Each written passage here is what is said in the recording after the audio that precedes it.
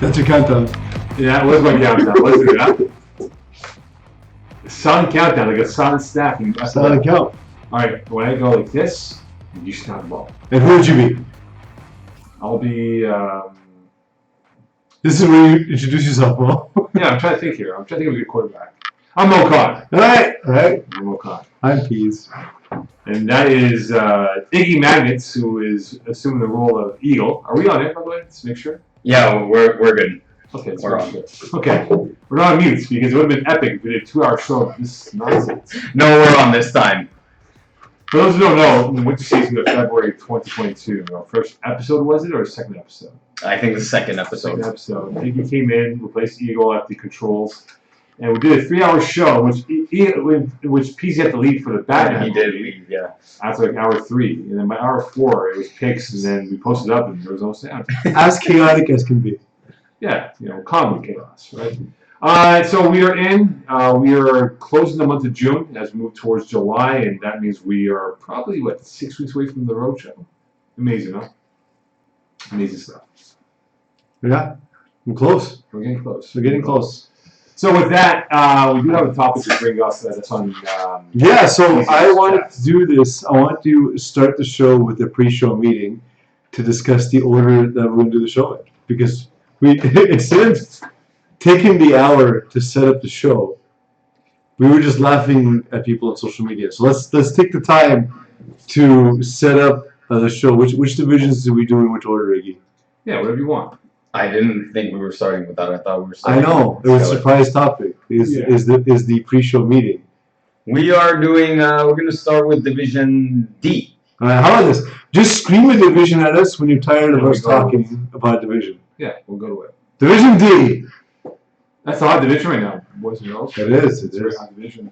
So we are at a point now, Peeze, with Division D, that, for example, Selwyn Boys beat up on Trap Stars yesterday to win that game. To get their first win. Massive for them, I think, in the sense that now they're in that playoff discussion going towards their final 4 games of the year, because some teams have played 6, even 7, or some teams played 3 or 4, depending where you are. Mm-hmm. And for Trap Stars, I mean, now 4-2, it just opens it up for fourth echelon to kind of control the narrative, and then perhaps being the 1 seed in their conference by the time the season wraps up in about a month from now.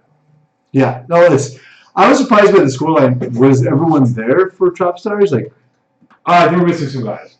Kyle Openthal, was not there. Sorry, the air is very dry in here.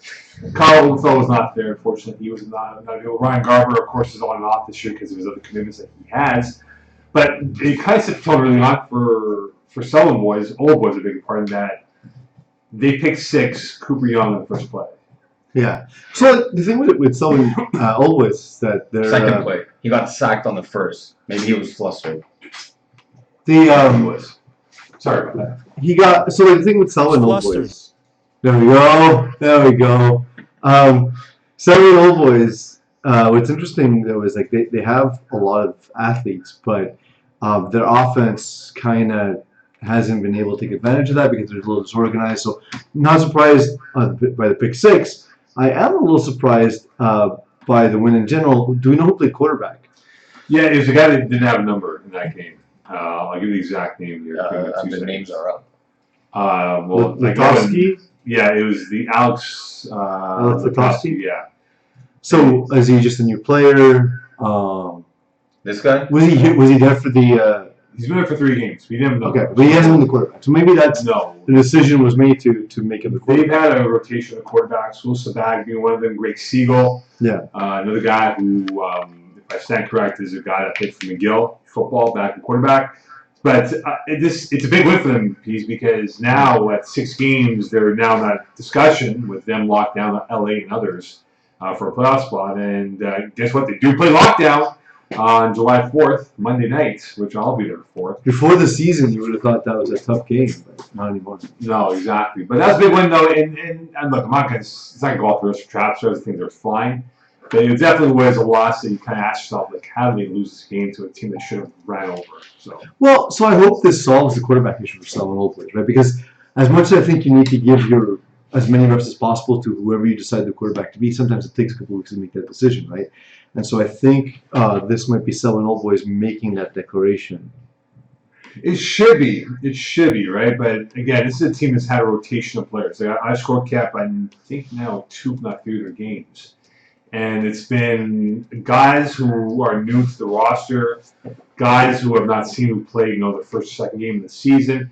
And already they've gone through a pretty long list so far. I think they're at over 14 or 15 guys so far this season. Yeah. So roster. Yeah, it's a very long roster, but that's the thing, guys. Iggy, Peeze, that the longer that gets, the less likely you're going to have guys eligible for playoffs, which is 5 games. So a reminder that 5 games is required to be eligible for playoffs. So hopefully they get a core base in place. I mean, all that matters is your 6 best players are eligible for playoffs, right? Yeah, but you want to have 7 or 8. Right? Yeah, but like the more like if you have like 4 guys or 6 guys, 7 guys who all have a game played, but they're not that good, it doesn't matter. No, for sure not. Or if you need to bring in a ringer for a game, like we do see that late in the season usually. Yeah. Although they're, like you mentioned, they're later in the season than most teams.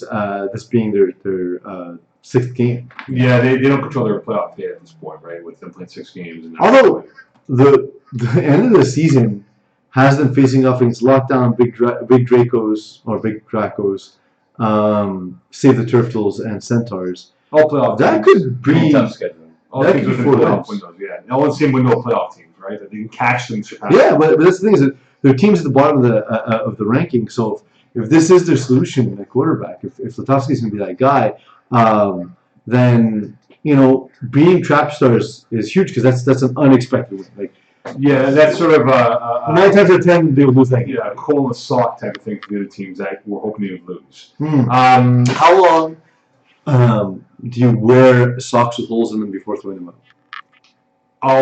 The moment I have like an itty bitty goal, it's gone. I'm like that now. I sometimes forget by the end of the day, Yeah. and then like they'll go through like a laundry cycle. If I put them on a second time and now I'm reminded, they're gone. They're gone. Yeah, I actually, I'll have gym socks because the wear and tear in gym socks will be much more quicker. Like flag too. Exactly. If you guys have socks that you wear specifically for thicker, football. Yeah. I have house socks. Yes. Going out socks. Yeah. Oh, in the house I wear socks.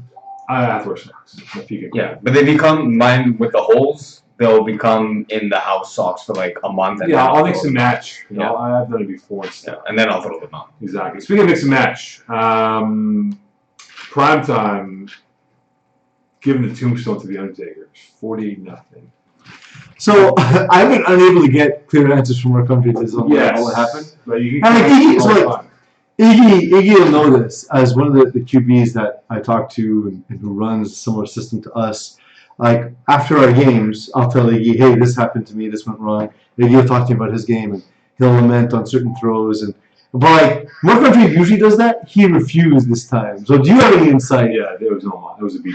It was like But Mike why? Tyson. Did the analysis? It was like Mike Tyson came in there and within the first 5 plays it was over. So the thing was, I just thought the primetime guys had a really good call on defense. They mixed up with the zone with man-to-man look at times here, and that really bamboozled Marc-Andre Deslonier and how he's read the field. I mean, 5 INTs, a couple went back for kick sixes to be exact. Could have been more. It could have been two more beyond the 2 that he had. He could have won this game by 60-0.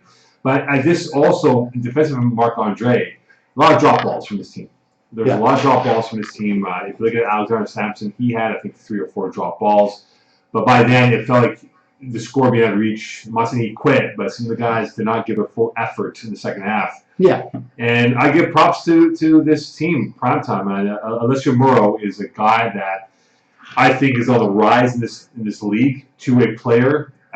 He was a chief destroyer of primetime. For me, the guy with 3 picks in this game is Carter Condon. I've been singing his praises since seeing him very good. in Div 6, or I think the first time I saw him play was Div E.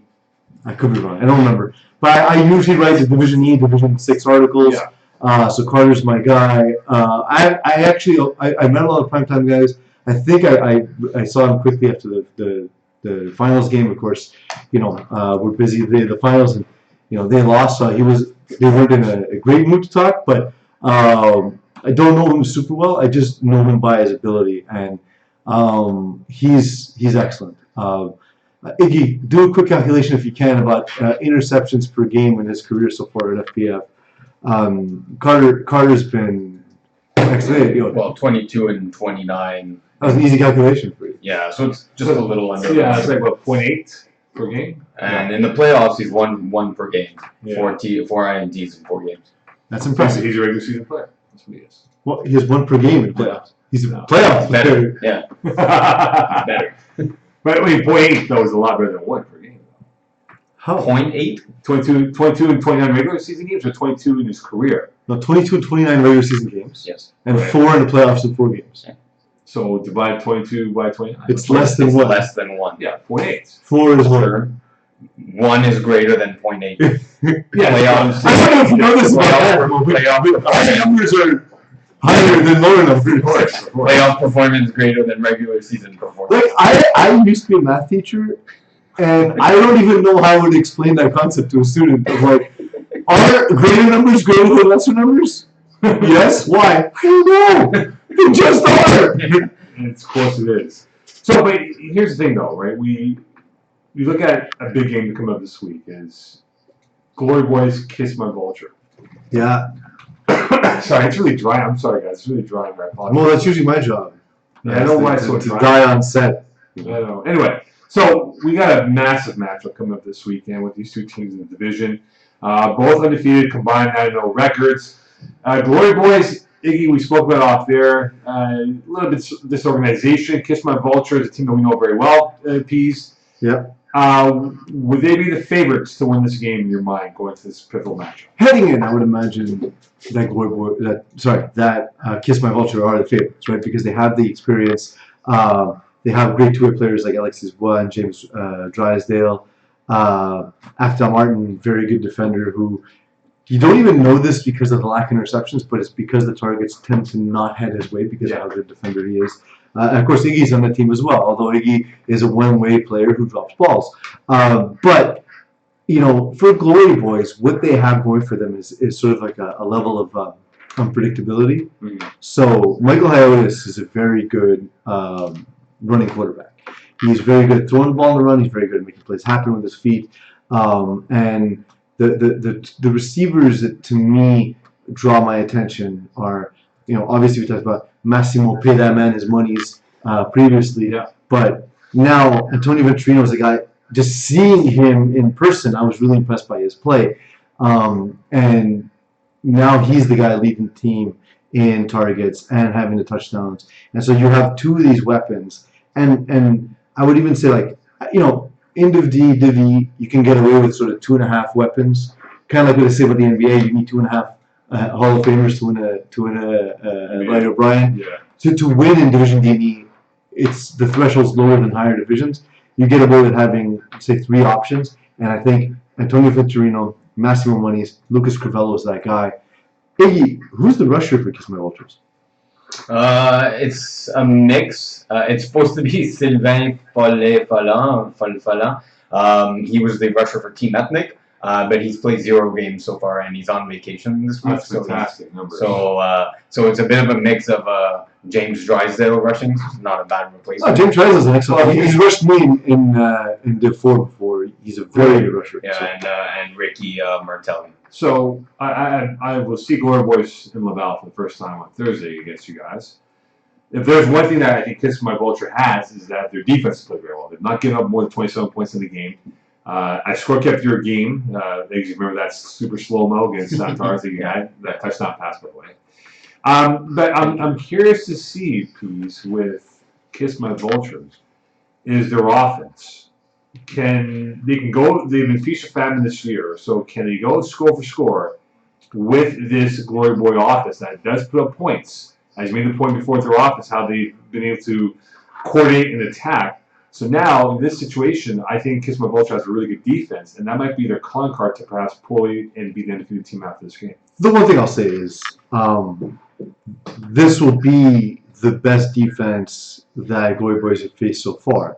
I thought Undertakers was the first test, but we've seen since then they're not quite as sharp as we thought they'd be. That season off from Marc-Andre Desaulniers seems to be hurting him on offense, and that, of course, that puts the defense in bad spots. Former All-Stars is a team even now in the lower division, haven't really found their way.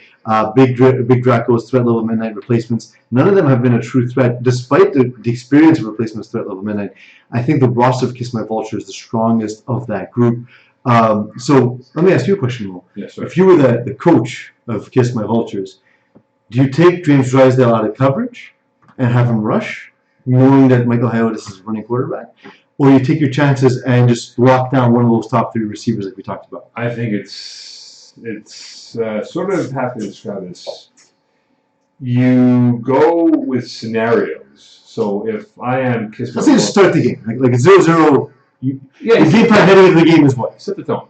You set the tone with Drysdale to be the rusher. All right. And if it ends up being a 3-and-out or maybe they don't get the touchdown, you just want to put a seed of doubt in the minds of Glory Boys that, okay, if Drysdale's rushing me, I got to change my whole game. Yeah. Right? Because it's not just Drysdale's speed. He's tall. Yeah. Which takes away some angles. He's very good. He's big time. I've literally had to throw balls between his arms because of how much range he has when he puts his arms up, right? So, like, he's a difficult rusher to manage. I call him a generalized position, though. Because he's not a rusher, he's not a DB. No, he's just good at most things. Exactly. Right? Like, he's not an elite rusher, but he's a very good rusher. And he's a very good defender, and he's a ridiculous receiver. You want them to see his face everywhere. Yeah. But at the end of the day, like, holy bleep, he was rushing me, he was playing coverage, he was doing this. Like, at the end of the day, again, Iggy, I know you're going to tell us your game plan, but at the end of the day, I think he's going to play multiple. No, we're telling Iggy the game plan. Yeah. You're telling me that he should have 2 sacks, 2 interceptions, a couple PDs, and a pick 6. Of course. If this was actual Vultures, that might be the stat line. Yeah, of course. So the next big game is Killer Rays Primetime. That's another massive game in this division. Yeah. Both teams. It's a rematch. It is. Division 6 finals. Yeah, and I'm starting to fall, not in love with Killer Rays, but I'm starting to really enjoy how they are. And I know, Iggy, you weren't in Loyola on Tuesday night for their ending, and they won a spectacular ending to win that game with 2 plays left.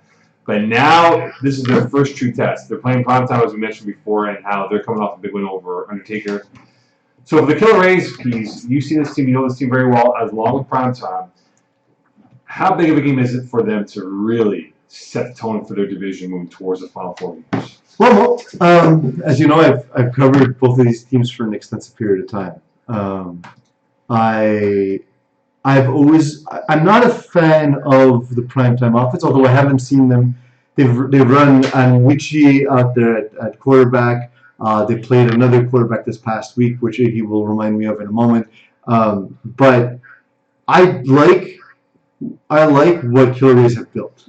I had some fears about their style of play and how it would translate as they've moved up. But I think Tyler Bianchi is just a great deep ball thrower. He's got great touch. He's got good arm strength. He has great receivers. And we talked a lot about the whole cast of receivers, right? We know Curtis Ryan. We know Donovan Hines as a very good possession receiver. Chris Janio as a snapper, big body as well. Evan White, who's been underutilized even this season. But the guy, to me, that has a star-making vehicle in the FPF road trip is Tyler Gerber. Tyler Gerber showed us I think you were on the call with me, right? Yes, but this was against the Shimmy Khan's team, not against Primetime. Yeah, my mistake. Primetime I confused played the 2 Div 6 finals in the final, yeah. Yeah, my mistake. I confused the 2 Div 6 finals. Either way, their familiarity of playing in the same division for a couple of years, and now they move up together. But when we saw Tyler Gerber, to me, what impressed me, Iggs, was his variety of routes that he ran. Yeah. And he runs the deep slant at the back of the end zone, the deeper routes, hooks, comebacks. He has a whole tree available to him, right? And that makes the world of difference. I agree with that. And you know what? The one thing that I've learned about Killer Rays since their loss to La Cité de Jeton back in week 2, they were frustrated. They were disappointed themselves in Laval, but they've grown from that game. Where even if they were down, like in this game that they had against Dirty Dogs, it tied up at 19-19. They came back 2 places to score that touchdown pass. That I think they're now maturing to understand what's at stake for them, because if they do get passed by primetime, I can see this team Peeze going 9-1. Yeah, they absolutely can. They're that level of talent. I like the move to jump to Div D. They probably had to because of quarterback cap rating and such. But they held up well. But the thing is, I thought they were, when I watched them in the finals, like, oh no, this team, they'll be fine in Div D. Sorry, moving up from Div 6. They'll be fine in Div D. Daniel Spina played quarterback for primetime. He's played the last 2 games, and he has a 9-to-1 touchdown to interception ratio, which is slightly worse than Adam Weechie's 11-to-1 touchdown to interception ratio. So they can go either way. I kind of like that we don't know what they're going to do here. But both, see, there's, and I love this line, there's guys who make passes and there's guys who make throws. These 2 quarterbacks can make throws. And I think this game at Loyola on Tuesday, there'll be a lot of throws that we're going to be like, oh my God. Yeah. There were some highlights in this game. I wish I could make throws. Whose field is that? My Whose field is that? That's your field. Okay. We want the. Well, I give you the choice of. Yeah. I get my Dip C field. Exactly. Yeah. It's sort of like the drug trade here. You get what you want. I get this. Then Alex Blake gets the other stuff. Yeah. So, but I look. Tuesday's gonna be fun to watch these 2 teams go at it, and I can't wait. So Tim, sorry. Every week. Tim Tebow. Tim Tebow. Team. Ah, my God. All right, TT. I don't think I could say that on this show. TT. Oh, sorry. Team Timbo. There we go. Thank you very much. Tim Horner is quarterback. I've seen him play. I think he's got a chance. I think he does. Like, he keeps plays alive. And in yesterday's win that they had over L8, I think it was L8 they beat yesterday. Was it L8 that they beat yesterday? They beat L8, yes. Right, thank you. It's just late. Yeah. L8. So they... The L8 Kings. Exactly. The LA Dodgers. Big Fred for you going to this team. So this team with Horner, he has the ability to keep plays alive. And there was one, like yesterday on a touchdown, he literally ran 30 yards east-west for a 6-yard touchdown pass. Mm-hmm. And I think he's growing, maturing and stuff. And now in that division of 3, with trap starts, 4th and Schlong wide open, bar as well, and the 16th division, I think TT can definitely find themselves in the upper half of that division in a better playoff ranking. I do. Are you worried about the 10 interceptions piece? I'm worried about the 10 interceptions, Iggy. And I'm kind of worried about the style Tim Horner's playing. Like, it's fine. And look, he also had Joey Notaro rushing him, which we'll talk about. Oh my God! I say every sentence. So Joey Notaro was. He got 3 sacks in that game, by the way, against Tim Horner. So I understand Tim Horner's need to move around. I don't think he's patient enough. He's not scoring enough. He's throwing too many interceptions. His completion percentage is not bad considering, but that's also a product of having very good receivers. He has Kyle Pedvis, he has Joe Cano, he has Nicky Papich. So like although Nicky Papich has only played 1 game. Yeah, Russell Schwartz also very good. There's some inconsistency on the roster. Oh, Della can tell you, by the way. Also, a guy we never mentioned with family teams. He's very, very good receiver, especially as those intermediate to deeper routes. He's very good. So the roster inconsistency is not helping. That said, the incompletion percentage is okay. You need to get above 60 to start seeing a little more success and help sustain drives. Because part of the problem is they don't sustain drives. They've only had a single game where they scored more than 30 points, and that was against Ghosts, who have just completely unraveled as the season started. They've lost to Wide Open Bar. They've lost the Trap Stars. The teams they beat so far are Ghosts and Late. What does that mean to you? They've won a couple of games. They've won a couple of games against teams they should beat, period. They beat teams where they're so overwhelmingly talented, they've been winning. Play down competition. That's what yeah, right? But no, they don't. They play exactly their level. They play their exact level of competition. Yeah. They play. We're better than these teams. We beat them. We're worse than these teams. We don't. So, I think now I think that 4 games left. That's not correct on that. Or 4. So okay. And they face Mad Dog, 4th and Schlong. So I expect them to be Threat Level Midnight because Threat Level Midnight have struggled. Yeah, 4th and Schlong. I don't think they played well last week. They did, no, they're fine. They're similar team. Like they're in that group of teams, right? Sure. Like they're not overwhelming. And Mighty 6 they should beat, I think. I don't know because Mighty 6 keeps getting 4th wins. So maybe Team Timbo won't show up. Well, if they don't show up, it's the last of the regular season, so they'll miss out on the playoffs if they do clinch a playoff. I think I confused Mighty 6 with the quarterback. They both, Timbo has a bit of insurance policy because Ghost is 5 points behind them in 1 game difference of games played. But the Mighty Six have 3 games ahead against Timbo. And that could be a situation where even for Peeler Scarred will maybe jump and catch this team here. So this game that they have against Mad Dogs is massive for them because if they get that victory here, I think that will put them in firm position to be at least. That's a tough game for them, though. It is a tough game, no question. But again, it's in that window of hey, if they jump them, that means they could be maybe 4th by the time we come back. Because Mad Dogs and 4th and Schlong, I think, have equivalent athletes, if not better. And so it's going to fall into one. Sorry? The next level, 4th and Schlong. They're a good team. That's what I'm saying. So, like, those two teams, you can't just out-athlete them. You need to scheme, you need to... And I don't know if Tim Horner's there. That said, again, this is the U family of teams, right? So I keep saying this. They're going to win 5 games. They're going to sneak into the playoffs. They're going to win a championship. I'm going to look stupid. And It's fine. Win with 5 players. This is what we do now. This is what we do. This is my relationship with them. It's love-hate. They love me because I say the stupid thing, and I hate them because they make me look dumb. So it's love-hate. What I think we're seeing unfold here, though, is just that Conference C is the strongest out of the 3 conferences in Division D. By a significant margin. Yeah. All right. Because even Peter Scar's pretty good. Next division, Iggy. We're going... I should have done a wheel for this. You can do one now. Read what I wrote in the chat. Also. And did you tee me up here? No, it's just related to how you have to choose these teams, and I also sent you the assets. For this Oh, yeah, but the asset's way too late for that. Well, I tried. Yeah, we're going to do Division B now. Division B. Yeah. All right. Division B. Let's get it up here. All right, Division I'm B. more panicked about this division. Yeah, this is brain freeze, man. Like, mind you, I had the fridge guy come today, so there's a lot on my mind at 4:30 today. Yeah, like Is that why your mind froze? Yeah, literally.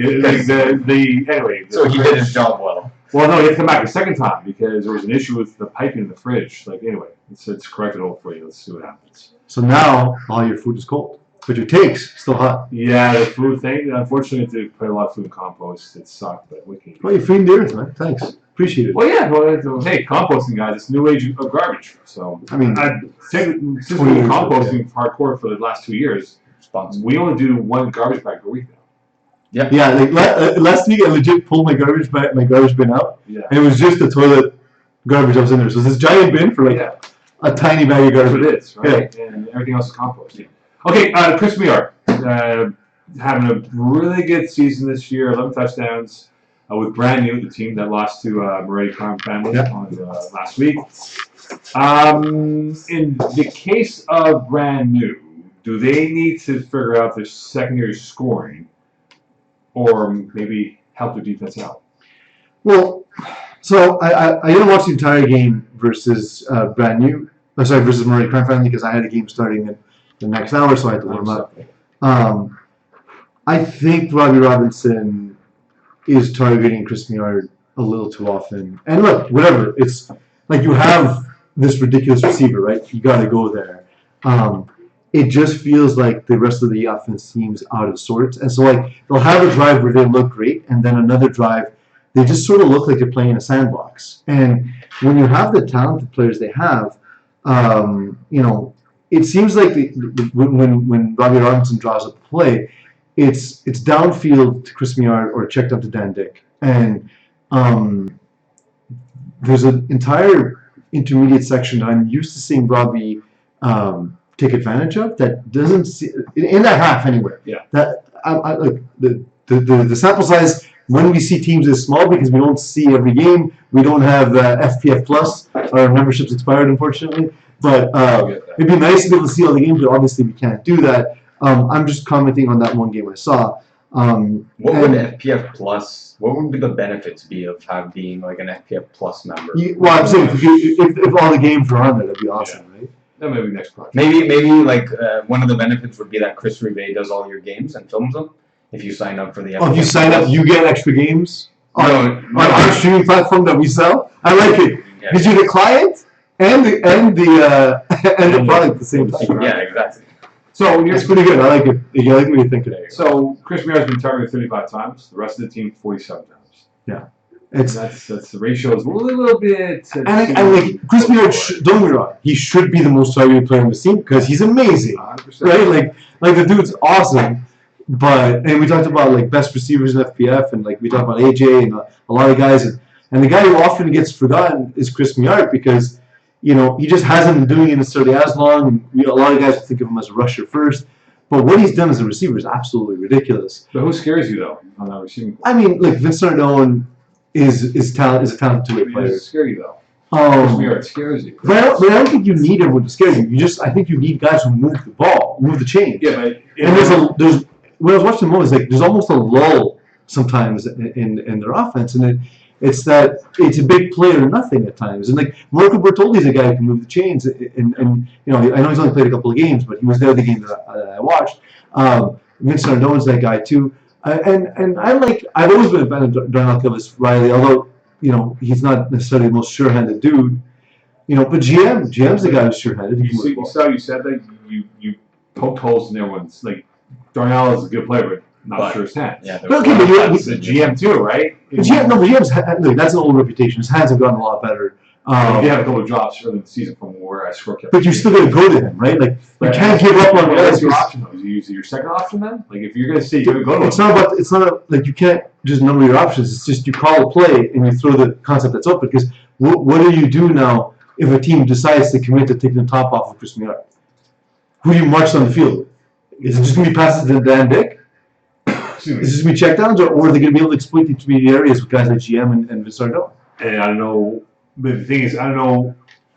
And obviously, Marco Bertoldi, if he's playing. It looks like he could be playing 2 games played so far. We'll see what happens. If he plays more games, I think Marco Bertoldi emerges to be that. I think it helps. Because it opens up. Because it's that specific area to attack. Yeah, I think for Robbie, that's an inside joke. Rob. Yeah. Because Darren Basbergen, former host, at a press conference called him Robbie. We got that motherfucker fired though. Call him Robbie as opposed to Robbie Robinson. So call him Robbie. If Robbie can kind of diversify his passing palette, then I think it definitely helps. But again, after Chris, that's me. I just don't know who on that team scares teams. I don't think that's necessary. Like if you look at the Moretti crime family, right, who they faced. Like, it's a collection of dudes who do fill a role properly, right? Yeah. Like, in Division B, so they have Justin Lerner, right? Who's the next big scary threat? It's not that. It's a concept. It's that everyone fills a role on the offense. Everyone is running routes at different depths, and then Joey Taylor just picks the right depth, right? So, it's not about having the one guy. Like, Gab Wiseman goes off to score 3 touchdowns in the B game. Gab Wiseman's a solid receiver, but he's not the guy that Chris Millard or Justin Lerner. No, he's not the athletically gifted player like Chris Millard is, or Justin Lerner. And I guess Joel Malkin too is that guy. So there's 2 on Moretti crime family. You think Joel Malkin is related to Geno Malkin, the NHL player, in some shape or form? I doubt it. I hope he is. Get him on the show. Maybe we'll ask him next time. Yeah. So one thing to look at here, my Goose is 0-5, and Nick Schaefer has had a terrible season. I don't know where it is, Peeze. Like he's had a near full roster, pretty much full roster of his talents. I don't know why he's regressed as a quarterback.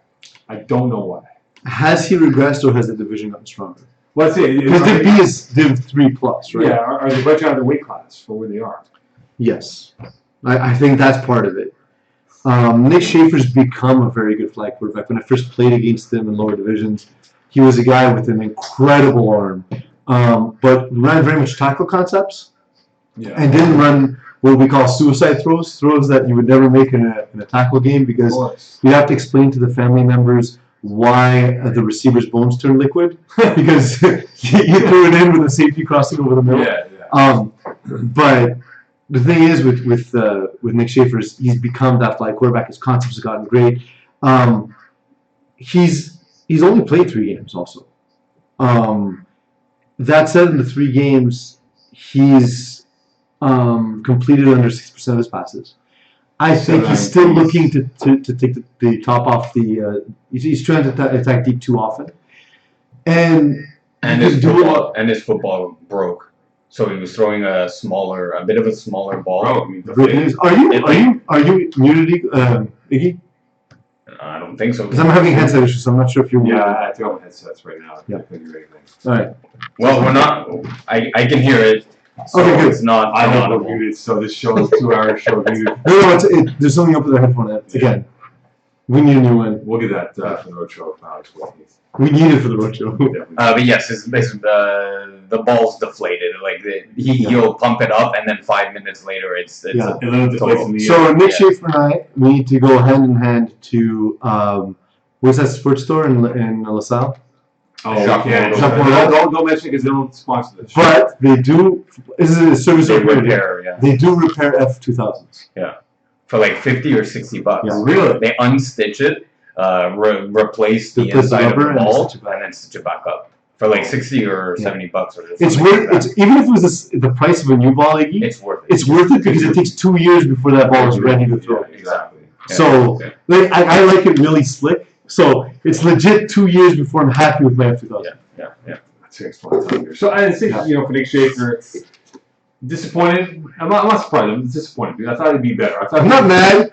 I'm just disappointed. I am. I thought it would be better because on the counterpoint of it, Jeff Rosenblatt continues to impress me, and he might be the early nominee for quarterback of the year in Div B with Thor's Hammer. Well, but the difference is look at the roster, right? He was missing guys yesterday. You have Anthony Brisebois, and he was missing. But even at Quay that, Johnson. you still have Matt Bond, you still have James Drysdale, Adam Rockman, Marty. Like what Jeff Rosenblatt's done, and it's a criticism I've had of high division teams for a while, is that you need to farm in this cap era. You need to farm lower division talent, and Jeff Rosenblatt's done a great job of that. Well, he's done that very well. He's. I mean, not to go too far, but look, I know he's not playing with Dawson Pierre. Mm-hmm. Brings him up in winter season, has him on the roster, I believe, now for this season in case he does come. I don't think he will because of his tackle commitments. But for the roster he's compiled, and again, he was missing Anthony Brisebois and Quay Johnson due to Kingston Touch Tournament, and they were just gas and had no legs at all. He still put up really good numbers. Yeah. And there was one play. But again, like, so I know those guys are established talent. Oh, sorry, I'll let you finish your story in a second. But I know that those guys are established talents. But like James Drysdale didn't become a Division B talent yesterday. He's always been. It's just the access wasn't there. Yeah. And Jeff Rosenblatt gave him access, as he did with a guy like Ben McMahon, who's also, by the way, playing in Division A and tearing it up. Yeah. No, So really. anyway, sorry, you were saying more. I just think that in the pantheon of quarterbacks today, right? And when we look at You're talking about the throw he made. just reset. Yeah, this is for Jeff Rosenblatt, right? Where he's at. Yeah. Whether it's, A&D or Div 1, Div 2. I'm not saying, he's not Joe Mayer, he's not Dan Lazar or Joe White. He's not that. But he's in that next category of quarterbacks that, the guy didn't know how to throw a football like 8 years ago. And now look at him today. He's become a really refined quarterback. And there's one play he had where he literally, he's a statue. He's not going to outrun anybody. Okay? Peeze, you are Michael Vick compared to who he is. I'm not. I promise you I'm not. So there was a play that he had where he literally pumped it like this, and for those who are watching, like he pumped his hand up in the air. The rusher jumped up in the air and went right by him, and Jeff looked at him. Okay, throw it for like a 10-yard pass. Like the guy's really developed his quarterback repertoire and his weaponry that he has to work with. And I just think now he's in that next level of quarterbacks that can really. How he constructs his team in the coming years. If he puts together a really good roster, maybe he does end up being in Div 1 in a year or two, and that means they can become competitive in that division moving forward. So I honestly, it does, yes, you're right. He's not Kevin White. He's not Joe Mayer. He's not Alex Peuse. He's not Dan Lazar. Lazar pisses us for the witches there. Well, but okay, he's not the top 4 or 5 guys, but there's only 4 or 5 of those guys. Exactly. So if the division's ever going to have, if the top division's ever going to have 10, 12 teams, guys who are these sort of scheming quarterbacks like Steve Harpersod, like Jeff Rosenblatt, who don't have the same natural skill, they have to make the jump by using their wilds, right? And I think Jeff's done a great job both in recruitment of players that fit his style and also developing a system that suits his skill set. So if you're a GM, who do you sign, Jeff Rosenblatt or Stephen Harpersod to be your franchise quarterback for Hot Sauce Sports? That's first of all, I'm the franchise quarterback. No, I'm not saying you become GM. So you're saying if this back injury doesn't get better, who do I get? Exactly. The problem is for Jeff here that I'm a Steve Harpersod lifer. He's my Pat Riley. I'm his Eric Spoelstra. We're just together for life, Let's say he's your Jeff Van Gundy. No, that's the thing. That's the thing. Unfortunately for Jeff Rosenblatt, he's our Jeff Van Gundy.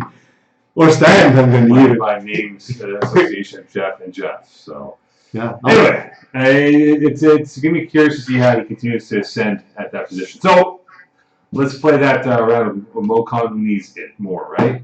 Yeah, because they need it more. JYD or Moretti Crime Family? Do we have anything like a wheel? Like what's going on here? Like, you guys Just Iggy, like be emphatic and sing. Who needs it more? Who needs it more? Oh man, at least that's Very cool. Like, I like it. If this is Eagle, he'd be like, no! He'll go back to playing like a Pokemon game, Yeah. right? Like, or eating chocolate bars. Both. Both, yes. I gotta say, I thought we needed more Latin flavor with Iggy, so the crooner was a bit of an upset, but I enjoyed it. I enjoyed Iggy's mantra. It was Great good. day type of, I'm playing sounds, but because you're both not wearing the headsets, you can't hear it. Oh, It's okay. I played the Eagle, and then I golf clapped it. there we go. Well done. Thank you. All right, so go ahead, Peeze, with this question, please. Who needs it more? I want to say Junkyard Dogs need it more. Moretti Crime Family are coming off a win. They knew that it was going to be rough going to start the season because Joey Taylor hasn't thrown at this level of competition for a little while. He also he has players who fit his system, but I think the point that was misconstrued by Iggy and Brent Blatkin in the first episode was it's not all players he's played with recently or ever. Right, so it would take some time for them to understand the spacing and the depth in the Joey Taylor system. For Junkyard Dogs, they expected to come in and be a top dog. Whoa! When I randomly rank teams as they in the random the random power rankings, yes. I ranked them first, and they haven't won since. So they need to win more. So therefore, they will win. So we got to remember this for our picks later. Yeah, I think JYD needs this game badly. So that means we have to pick them. Yes, we do. We have to. Yeah. That's the Not reason. necessarily. I think they need it. We have to go because they need it. They're gonna win. That's the rules we came up with for the season. I like them a lot, though. But they don't need it as much, so they'll lose. But I think Junkyard Dogs need it, but MCF doesn't need it because I think they're okay. But look here, Like what needs a freezer more? Bread or popsicles? a popsicle. Popsicles go in first. Popsicles win. So wait, here's the thing for G Store. Da-na-na, we have breaking news, but I can't announce it because it's for Kiss My Vulture. Perhaps someone might be missing the game. Why would you tell us things you can't say that? Listen. Can you put it in the chat? Yeah, sure. No, because then you're gonna say it. Obviously, yes. He wouldn't say it, I would say it. Okay, Rossi has thrown 9 INTs in 4 games.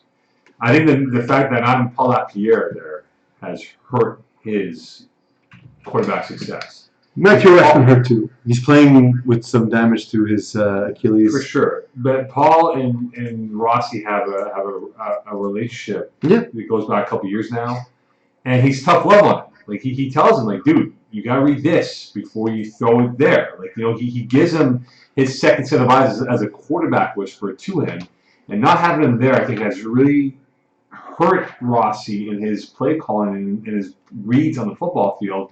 And that's what you get right now for a junkyard dog team that's wounded at 1-3. Yeah. Look, Ivan Desjardins is an excellent talent. I think he's still learning FPF. But he's no Paul Lapierre, though. No, he's not. No. Matt Kerouac's injury. So I spoke to Matt a couple of weeks ago. He said the only reason he's playing for Junkyard Dogs is because they absolutely need him because of the how thin the roster is. Yeah. He's been missing from the All-Stars games, right? Because he feels he's so hurt he can't contribute. So that's a huge piece to lose. And so now it comes down to the team is Royce Margin, Chauncey Margin, Michael Kazaka. That's a really good team. Theo Levine has been subbing. Justin Spree's been subbing. But in terms of core players, they're missing. This isn't like we talked about in Div D. This is a high division. Yeah. You need 5 threats across the board, and they don't have it right now. No, they have like 2.5. Yeah. That's tops. All right, next division, Eggs. We're going. Let's go co-ed. We're going to the co-ed division. Do co-ed. We'll do both co-eds now. Let's do it. Yeah. Okay, so I got to see Blue Wave play on Monday in Laval. And we spoke about it, you and I, Peeze, last week about Kevin Auger. I've followed her career. I've followed her basketball career, when she played at Torrevieja with the Diablos and then Laval University, and she was an amazing player as a basketball player. So she was a quarterback for Blue Wave on Monday in Laval. I think they have stumbled on a diamond in the rough with Karine Auger as their quarterback now. Because there were throws, I was telling Iggy off there before you come, she was making, not passes at Peeze, throws. I'm talking like windows the size of a shoebox. Reading the field, keeping plays alive, playing both ways, and being a threat of both ways of her coverage on defense and DB. But her quarterback skills, even speaking to Leo Gervais afterwards, he said she is an amazing player and she should be in the women's division if someone would recruit her, and she would excel at that level as well. I'm sure she would. Look, good athletes do athletic things, right? And She's really good. She's look. I don't know her level of knowledge of the game, but I will say that being able to thread the needle, being able to throw the ball puts you at a huge advantage, right? Whereas like guys like, for example, like me and Iggy, we need to learn the game as we're learning sort of the physical skill set. Yeah. Where she has that to begin with. That's a huge advantage. And there's there was drop balls by her teammates, so yeah. the numbers would have been even bigger than what she had on Monday. There's also like a team construct advantage in having a woman throw the ball in co-ed. So this isn't true of all women because they're phenomenal women receivers, phenomenal women players, and one of them I'm looking at, for example, is Geraldine Cabrillo Avante, right? She's excellent. Yeah. But especially in co-ed too, that's not always the case, and so it allows the team to have an extra male receiver on the and because of the way defenses work in co-ed, this provides sort of an inherent advantage, quote unquote. But they had 3 female receivers. Yeah, well, again, I'm saying it's not necessarily true because you can have the female receivers who are better athletes. For example, all of them are better receivers than pretty much anyone in the room. The only one closest would be Iggy, and given the drops he had, 6-13. 3 TDs in that game, by the way. 6-13. 3 TDs, a hat trick of TDs. That's how many TDs could you have had if you didn't drop a bunch of passes? But the thing is, they weren't drop passes; they were overthrown passes or passes thrown to the defender. Like we were talking about in the group chat, an out route. The ball should be thrown to the out, not behind the receiver. So 2 things. Okay, all right. Two things you're doing wrong here is first of all, it's always the quarterback's always right. Second thing is way to talk about yourself during co-ed. Misogynist. Jeez. We're talking about 6 for 13, 3 TDs. Yeah, we thought about you. Okay, so now for Blue Wave, do they make the switch from Conte to Kano? Yeah, absolutely. Yeah, my vote's yes too. I think they actually have to. She's the best athlete on the team. Give her the ball. Put the ball in her hands every play. Yeah. And they got 300s coming up, I believe, on Monday. Laval, is it? It's a Sunday, 9 o'clock, Laval outdoors. Okay, so if they do make that switch, I am really interested to see how she does against 300s. Yeah, me too. If she does well against 300s, look, I don't want to have a hype train too oversaturated here, but it really opens up the eyes that maybe Blue Wave can be in that conversation of co-ed 2, being a team that can win this whole division moving towards August. Yeah, which really changes the landscape of co-ed 2 because for a long time in this season, I was looking at 300s and Kiss My End Zone as like the top tier, and then everyone else kind of below that, maybe a tier 2 of Sneaky Snakes, Les Princesses, and Blue Wave, and then kind of Gorillas and Iced Out at the bottom. But for Blue Wave to make a jump to that tier 1 kind of split in the division makes it a lot more interesting.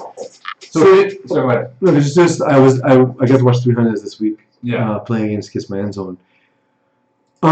Maybe 300 should be 2 teams, one team called First Hana, second team called Second Hana, because I think it actually hurts. I think if they were 2 teams, they'd be more successful because the athletes are all there. There's some incredible players.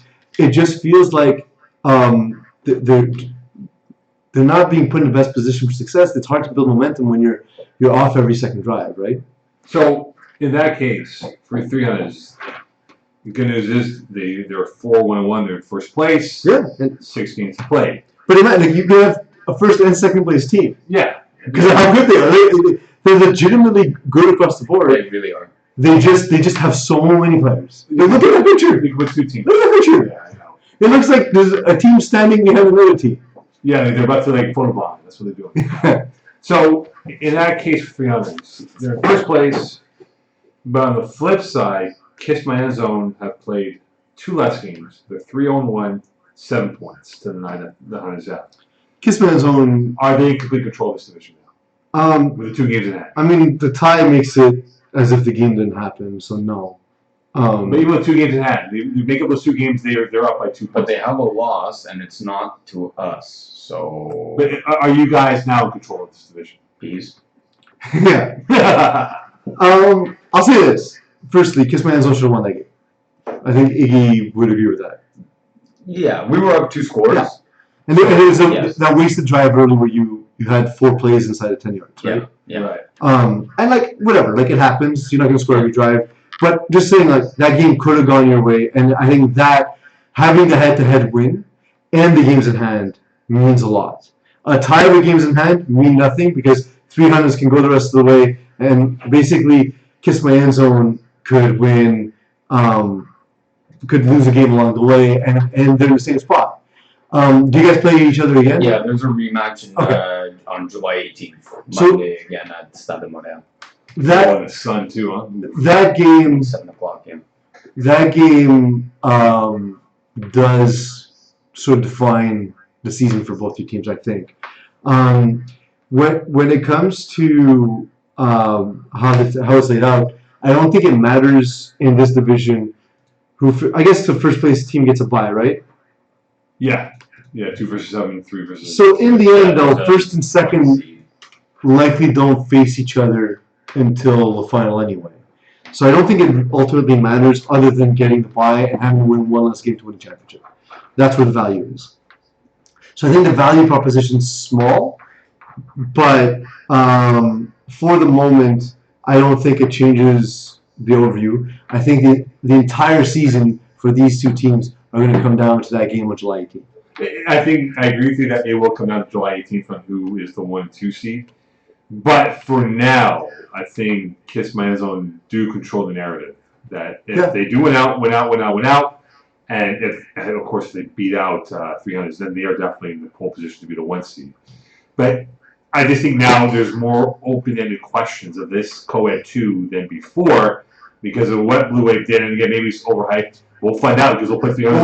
We'll see how they do because it's one game with Blue with exactly. Is it Cali Blue Hunters? Cali and OJ. Cali OJ, sorry, my mistake. Yeah. And the thing is, Peeze, if they lose, Blue Wave, right? Let's say they lose by a single point or by a touchdown. It still is open-ended question mark.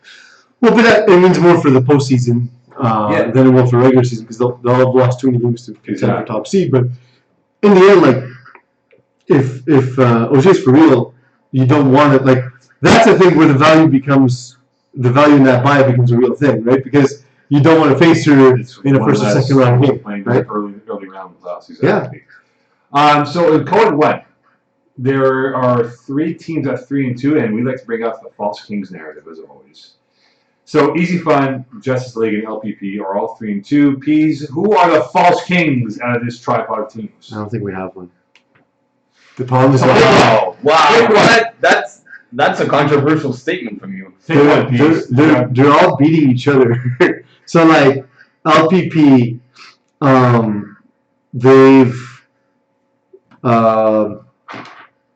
they've lost to. So wait, who are the 3 teams? LPP, Justice League, and who? Easy Fun. They're all 3-2 right now. Okay, LPP is false kings because they've lost to Justice League. And they have not yet faced Easy Fun. Whereas Easy Fun... They'll play them July 11th. Yeah. 2 weeks. Twice in the last 4 weeks of the season. Easy Fun, however, just lost to Justice League 27-26. Some weird circumstances, which we'll get to in a second. And Justice League's beaten Easy Fun twice. So if I were to rank false kings in this, I go LPP because they haven't beaten one of those 2 teams.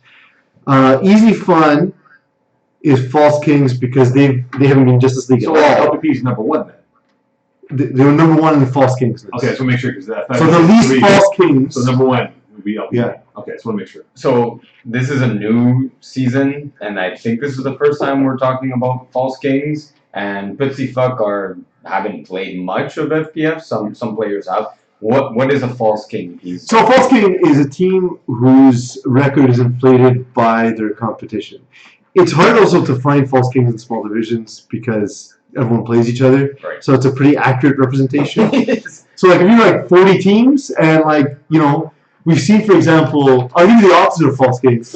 Years ago, there was a team called Warhawks, who in the last like 6 weeks were facing teams who had won like. There's not a team that had lost more than 2 games in the last like 6 games. Right. So that was the opposite. Whereas, you know, a team like Honey Martin, in recent history, they only beat teams with bad records. Am I right, Iggy? They are the originator of False King. Right? The original False King. I mean, it played out. Yeah. It played out. After I called you guys the favorites last Listen, year. if you disagree, you can walk out of this place right now. I'll walk out, sure. All right, you can produce the show, Mo. No problem. No problem. I'm just be on mute. I'm just picking on Iggy today, but I just remember them because they were the team that started that narrative, where we started the narrative. And it's no fault of their own, right? It was just by virtue of the teams they were playing against. Exactly. They're playing much like Joe Jobbers out there and stuff. Barry Horowitz. Exactly. They were a bunch of Horowitzes out there. So, see, Mo, we're trying to find older pop culture references for you. Yeah. Just do that for you, man. Do that for you. But, you know, I think in this case with these 3 teams, does Kiss My Outlaws factor in? Because they do have games in hand with 2 to play before they will have the same equal number of games played in the season. So, does Kiss My Outlaws have a chance with Stephen Harper, who's 16 touchdown passes, no INTs this year? He's not going to throw an interception. And if he does, what do you do? You be like, it's okay, bro. It's just 1 interception. The 1 interception season is pretty good. The thing is that there's a lot of zone played in co-ed, and because he's not likely to face a lot of man defense, I don't think, or I guess it's co-ed, so person defense, or what do we call it? Shadow defense? Shadow defense. He's not. We should try to make that change in general. Yeah, I like that. Yeah. So he's not likely to face a lot of shadow defense, and if he does, the Isaiah Lard, Joe Notaro, Cameron Donnett, you're not gonna play. You're not gonna play shadow defense on that, and then he has great hands at Abigail Cockerton, and a team that's just well built for his skill set. So I don't foresee this. I don't foresee him throwing an interception. If he does, it won't really matter. To me, they're still outright the outright favorite because of the strength of team and strength of quarterback. Yeah, I think Harper will make a difference this season. I think they'll be very influential how this goes towards the end of the year. I'm just curious to see with Kiss My Outlaws because if you look at their schedule, they have 7 games left, right? So in those 7 games that they have left, they got Easy Fun coming up. That's a big matchup right there that they'll have. They'll play LPP as well towards the end of the season. And look, they have some winnable games, right? They got Fast Enough Furious, Justice League, I think 3 out of 4 games they have left in the season. So they can definitely, to take care of the middle part of the season, those final 4 games, they can easily be a 1-loss team. I have a question for you, since you skipped my topic, because I think you fear it'll be too controversial. No, we get back to the topic. I just wanted to just get that out there. Yeah, we're going to talk about it right now. I don't believe you. Yeah, we are. I just want to wrap it up. I let you wrap it up. No, I was using you as a segue. Yeah. I was using you as a segue. Yeah. What is objectionable conduct to you? I was going to ask you, Sarah Park's but let me ask you what you think objectionable conduct means. Well, it depends, man. Like, some referees have a difference. Like a strike zone in baseball. But what, to me, that shouldn't be the case. What we consider to be a question. I'm not going to answer that question. It's a game.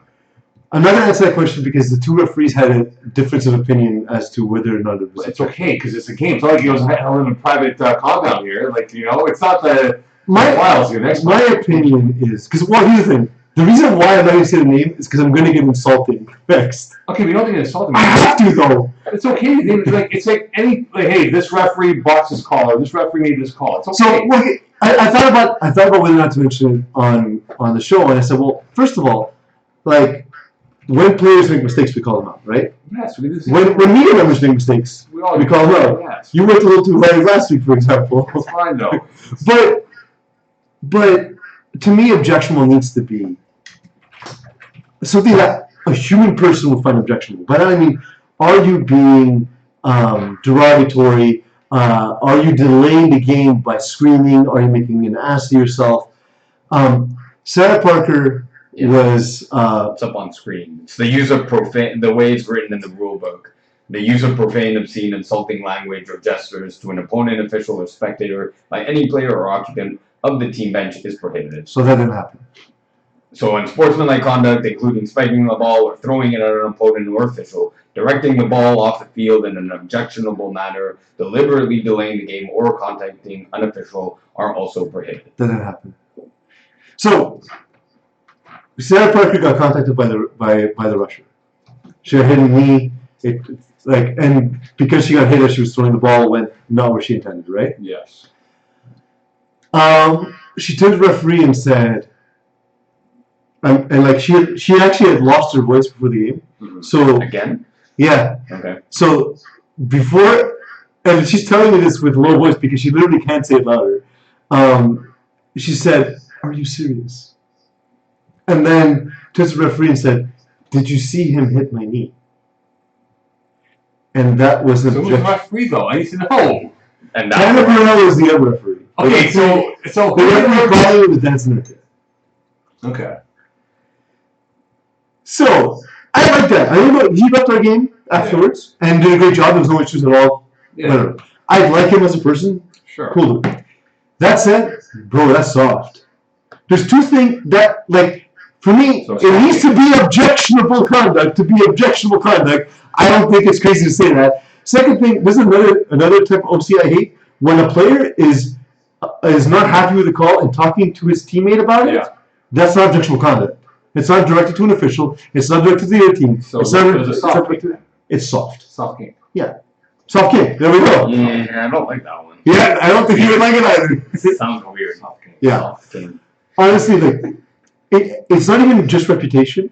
It's other people that were there, not on her team, who talked to me about it. And Tanner Burrell said, "Look, if it was me, I wouldn't call him."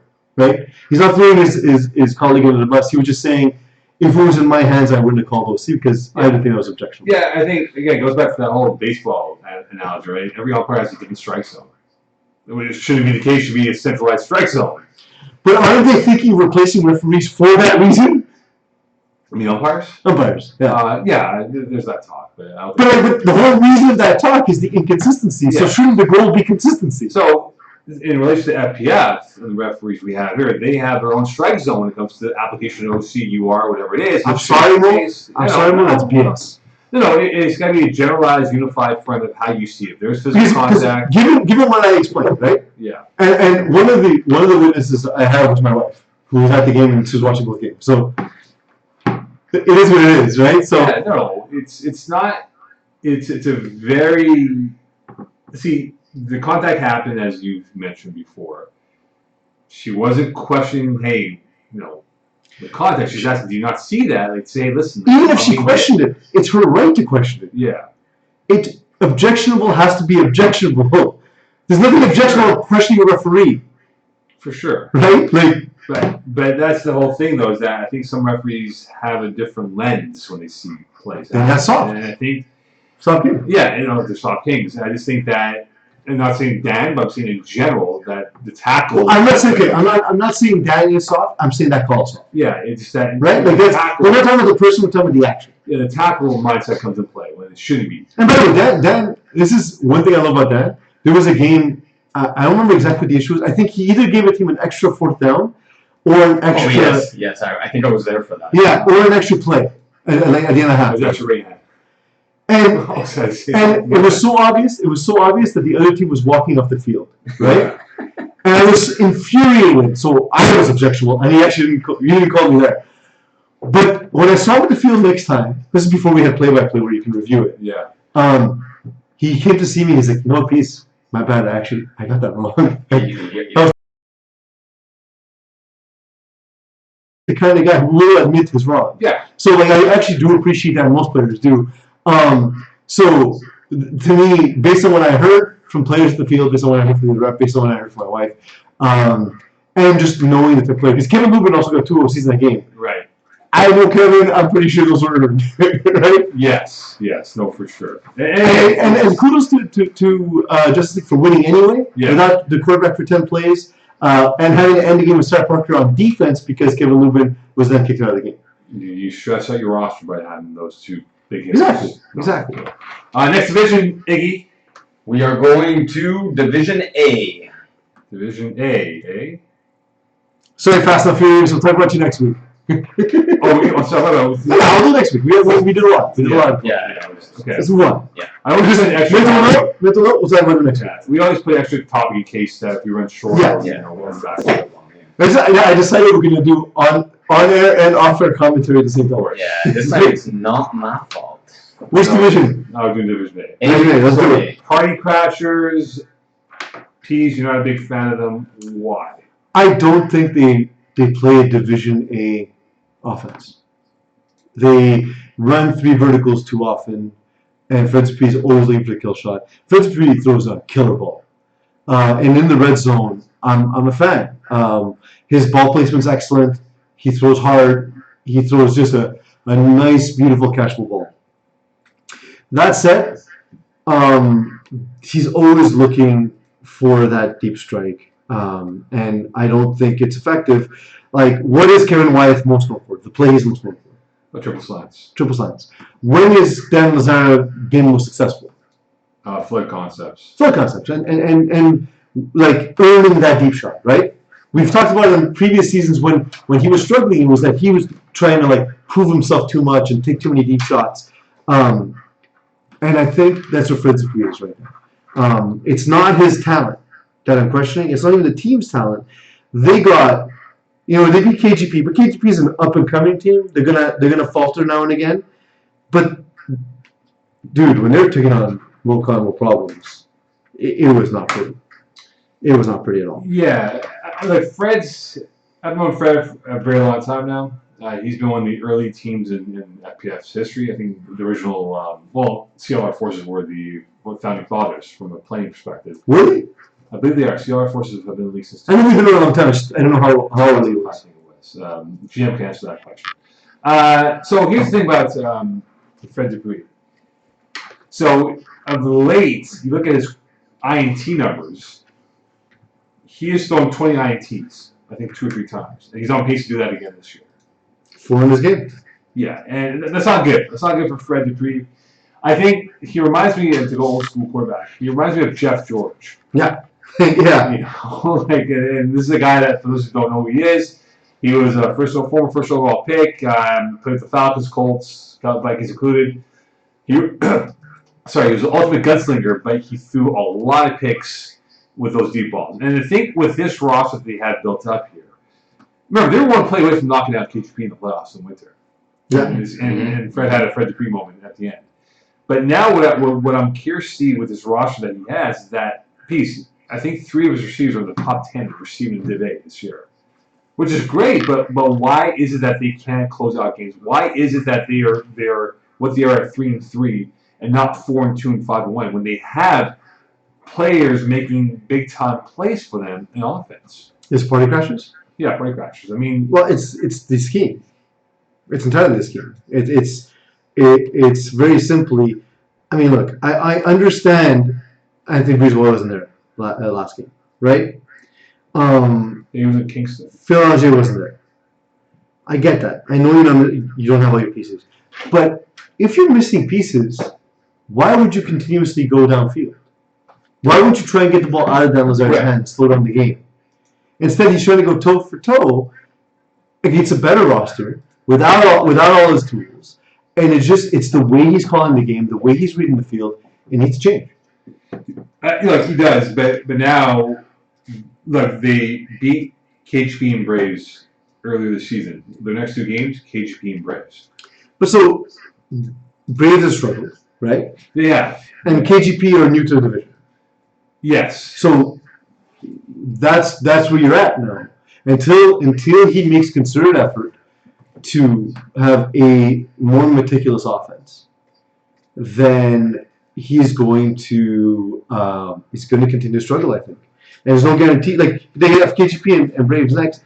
There's no guarantee they'll win those games again because the game against KGP was really close. Yeah, they pulled the rug underneath those 2 teams, right? I mean, if you had told me, put a gun to my head, a game that they would most likely win before they'll play these 2 teams again, KGP or Braves, I would have said KGP. But for them to get that Braves win, I think that's going to be in their back pocket. I don't even agree, man. Like Braves, again, just haven't been themselves. And, they got KGP was driving for the win, and Phil Keller was intercepted on the last play. So that could go very differently. They also scored. They scored late and got a 2-point conversion to even make it 6 points in the first place. So I think now for Party Crashers, 5-5 seems realistic. I think they can definitely get 2 more wins. It could be Apocalypse. It could be KGP. It could be Braves. But I think for Fred, though, if he can cut down his mistakes and if they get better effort from their defense, because you can't give up 50 points. 268 on But again, he's not helping the defense because he's giving the extra possession. Sure. Because they're not sustaining drives. Even though they're scoring, they're not sustaining drives. And the thing is, I think this year, I'm trying to do a quick number count as we speak, they haven't given up anything less than 33 points in a game. Like everything's been 33 points or more. So that's, as you said, Peeze, 5 touchdowns or more. And that could be a huge factor because of Fred being careless with the football in his hands. But it's, again, like he's got to be realistic with his team. You don't have an elite defense, right? No, they don't. So why not be more methodical? You would hope that would be the case, but again, Fred. You see, there's no harm in it. Like we saw last season in games where Kevin Wyeth and All Stars were taking on Braves. He limited possessions, and that's the best to ever do it in our sport, right? Yeah. So, like we saw a couple of odd 27 to 26 games or whatever from All Stars. That wasn't by mistake. That was on purpose. Design. And that's with a good defense. Yeah. Kevin Wyeth put his team in a position to win games. And Fred right now, he hasn't. Kudos to what he did last season. And we talked about last season, like when is the mistake-addled Fred going to show up? He showed up in spring. And he might show up again for the final 4 games for them because they played the most games in the day. So we look at the MoCon All-Stars, the MoCons and the All-Stars. Right now, they are 3-1 in the division piece. Any hope for Braves or KGP to catch and jump them? I mean, again, it's gonna be tough. But like, there's a difference between those top 2 teams. Are they the favorites though? All-Stars and MoCon. Yeah. Oh yeah. I love what MoCon, No Problems have done. Already with the first thing you ever said, huh? What? I love what MoCon. Well, I like the problems more than I like the cons on the team. But like Isaiah Lard is great. They added Rory and Sean Submergent, and Ben McMahon has to be the most underrated addition to any team in Div A. He fits with Dan Lazara so well. Last night was a great example. He had this one cut quick out where Dan literally catches the ball, throws it to the spot, and Ben always gets there because he's so insanely quick, so insanely fast, that it's borderline unstoppable. Unless you know the down they're running it on, unless you sell out to jump it, it's going to be a touchdown every time. So it's kind of like Lazarus Derek Carr to Ben McMahon being his Hunter Renfro. Because I guess. I mean, yeah. Hunter Renfro and him are both small guys, but excellent. I mean, it's more the speed and the smallness that counts, right? That was the Brent Potkin comparison you made on. Yeah, really. Actually, it was Ben McMahon with the state. Okay, hold on. Let me just go Hunter Renfro. Andy Isabella. I would compare who's not the receiver. Ruggs' car. He's that fast. Who? Ruggs' car. He's that. That's how fast Ben is. Right. Well, I don't compare him to the criminal. Like, the on-field comparison, yeah. No, I'm comparing to the vehicle. The vehicle. He's that fast. Oh. The vehicle did nothing wrong. Henry Ruggs was the criminal. Not touching that at all, my friend. Coward. Right. No, you're a coward. Call me coward all you want. So on the flip side, though, for All-Stars and Mo-Cons, I think Mo-Cons do not want to face the Braves in the early part of the playoff round. I think they want to avoid them as much as they can to the playoff. Why? What have the Braves done to show you this season that they're competitive? And Dad's going to kill me for saying this, because he'll send me a text me, bro, you serious, bro? Don't talk to me ever again. So the Will Trottier-led Braves. The William Trottier-led Braves. So they don't want to face them in the playoffs. I think this is the mindset that, even though they did beat them in spring season, I'm just curious to see if Dan now, as a favorite, because they're the underdogs. Remember in that spring final last year, everyone thought the Braves would smoke them because they beat them 4 times in the regular season. I think I picked Dan's team personally. I think we both did. I think Brent Baca picked the Braves to win. So it's not that everyone thought. No, they both really good teams. They beat them 4 times. But the point I'm bringing up here is that they had a triple show as a proof point and they did, right? Yeah. Now the roles are reversed, right? Now it's the Braves that have the proof point. Hey, we can win without Joe Meyer at quarterback, and WT could be the guy for us. But for like All-Stars though, do they match up well with KGP or do they match up better with Braves? Because Braves and All-Stars have gone toe-to-toe up until Joe got hurt earlier in the season. I think both teams are the same to All-Stars at this point. Because do you think Will Trottier can go toe-to-toe with Kevin Wyatt? I have more faith in Cutler going toe-to-toe than Trottier. Yeah, me too. I think now, I'm curious to see how William does now. Because when I saw by the way, no shade. We're comparing him to the best of in FPL history, right? Like, saw him coming to he literally just said there's 4 or 5 of these guys in the city. So you're not one of those 4 or 5 guys. That's fine. They could be playing the other league as well. No, they're not. I can tell you they're not. They never know. Right? Because look, like the best of MFL, the Kevin Wyatt in MFL is Stephen Harperson, right? Who is insane, but he's not that. No. He's not Kevin Wyatt. He's not Dan Lazara. No, he's not. Right? Like it's not even an insult. It's factual. Water's wet, is what I'm saying. Well, we'll see if Joe comes back. We don't know. We don't know if he will or not. But William Trottier is not a bad quarterback. No, not at all. But he's not the same level. It's not the same team without Joe Mayer. No, it isn't. You can see the rhythm is not there. And like we talked about earlier in the season, losing Julien Paymat has disrupted the balance of the roster. Well, the defense especially, right? Yeah. Kind of strips them out. All right, so Apocalypse at 1-3. What's gone wrong with him? I'm still trying to put my finger on it. I've score kept a couple of the games with the Apocalypse. It's not a bad roster. I mean, they got great. Yeah, we're all there. They got great cup winning receiver James Tyrell there. Kendall's played fairly well. John Reeze is a good receiver as well. Raul Barui is a solid player. I mean, they have players, but I just don't know where they've gone wrong this year with this roster. They're maybe a touch off class. Sandra Arman, by the way, very good athlete too. Who is not super well known in the higher divisions. Yeah. Kudos again to Jeff Rosenblatt in recruiting guys with low cap hits to be able to fill this roster. Dawson Pierre would help. Dawson Pierre, especially on offense, would help this team. I wonder if he factored that in, that he would have Dawson Pierre, but it doesn't happen. He's on the roster. I don't know. Yeah. And he won't be playing, that's for sure. There's great route running. John Lewis and Kendall Myers. James Lyons, really good physical receiver. Stephen Osman as well. Who's the burner on this team? Barudi kinda has, when he has jetpacks in his calves, he can do it. James Tyrell has that ability. Yeah, James Tyrell. Yeah, that's fair. That's fair. James O'Han, certain routes he can do it. No, but again, running, yes, and the ability to fight for a ball, 1,000%. Yeah, but they don't have the guy that blows off the top. That one guy, right? No, that can open up things over the middle. And a guy who can just take a slant, like a Pilon would take a slant and go up the down the field. Yeah, they don't have a Chris Millard on that roster. No, Chris Millard or AJ Gomes. They don't have that piece. And that guy that he desires is playing for Party Crashers. Anthony Breezewell. Anthony Breezewell would be great for this roster because they have everything else. Yeah, it's a very complete roster. It's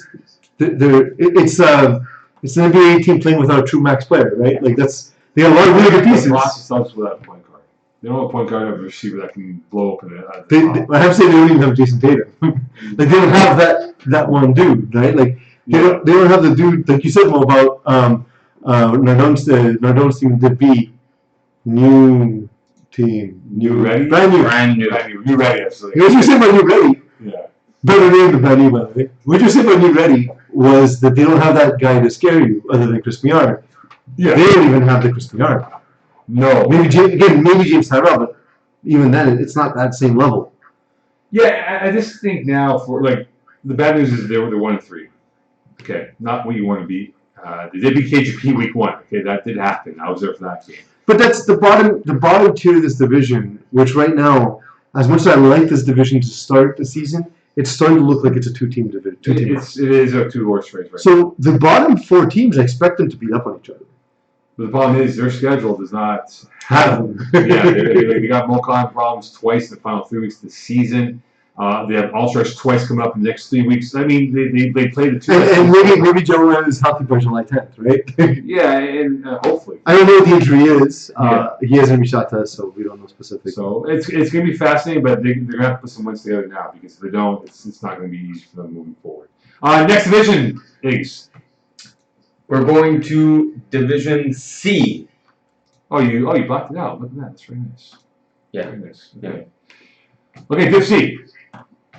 Div C Stoics. We have not talked about Stoics at all, Peeze. New Jersey Stoics. Yeah, New Jersey Stoics. We saw the beautiful model of Chris Reeve showing them. The piping on those uniforms, very 2003-ish. Yeah. Hey, 2003 was a great year. Yeah, it was. But before Division C, Peeze, why am I putting this picture up? Oh, yeah. So, I have your answer, by the way. that's my question is, why is Skeletor ripped? So I have the answer for you. Because he's a skeleton. Is he all skeleton, or is he just a skeleton face? So Francesco Giovanni Mura answers the question. Who is this person? Some dude on some website. Randall, okay. Randall answers the question. So in the comic, they explain the Skeletor situation, right? That he was actually a really good-looking guy, but in the storyline, he dabbled in dark magic and tried to kill the king, but then he ended up with a melted-off face. So the thing is, he's actually not a skeleton. He's a skeleton face. Yeah, exactly. It was a botched assassination, which resulted in him losing his face. Yeah, that's a rough mistake. Yeah, it's like, yeah. Other question though. Yes. Because it's called He-Man and the Masters of the Universe. Yeah. Who are the Masters of the Universe? It's never actually explained, I don't think. That's a good question. I don't know. Maybe next week we'll get to that. Right. But yeah, 2003. That's the kind of jerseys that would bring you to life, or perhaps it's the kind of jerseys you'd wear as you're about to jump off. Maybe you'd ask yourself, "Where's the love?" These are all the songs of 2003. This is another reason why a team wouldn't want to take a picture because their jerseys aren't ready yet. Yeah, I don't care. Take your time, pictures. Shut up. Let's do it. Okay, so maybe you want to wear the jersey in the club. Chris Reeve asked the scorekeeper to take a picture for you in week 4. And Chris Reeve is, anyway, he's very good. You can be missing guys and still take your picture. Like, for example, on 7 Nation Army, came out in 2003, only 2 people on the album cover, despite 7 people being named in the song title. What's all got to do with it? All right, so Stoics, they're 3-0. Could they get to that topic discussion of the Div C rankings right now because Vulture's ECW top season of top 3, but Stoics are not far behind Peeze with 2 games in hand at least on some of the teams. I think you weigh the games in hand more heavily than you do the talent of the teams. So I think that was a benefit, let's say, in Co-Ed 2, but I think it's a detriment. I'm just pointing it out. I'm not saying that's the reason, but I'm saying that they do have 2 games in hand. First of all, there's no front runners Div C. Div C is psychotic. Exactly. Yeah. Jesus, I like top season a lot though. Yeah. Look, Vultures are the most stacked team probably in the history of Division C. Le Montagnard played a game with Justin Blanchard sub for them. They had Mav, they had Brisebois, and Favier all on the field. And I was like, there's no way this team is under the cap. They were under the cap, and they lost, by the way. I think Brisebois, low-key, is an exceptional talented quarterback. He was a tackle quarterback before. He's never played quarterback in FPF, so he has like a brand new rating. So kudos to Monty for figuring that one out, because that's genius. Infantry aren't even playing well, and they're a ridiculous roster. But they're moving up now. They're still playing well, though. No, that's it. But I saw their game. It's not. I'm not saying they're not a good team. They're a very good team. So where does Stokes? But they're not playing well. Where does Stokes come in the equation then? They're a Div C team. I'll say this: Tunch's gang. Yeah, you're gonna have a rough season, guys. ESU Timberwolves, not the roster I don't think Jordan Rossi thought. They don't have Big Buddy Brigade struggling a little bit, adapting to Div C versus what they did before, because again, Div C is a step up.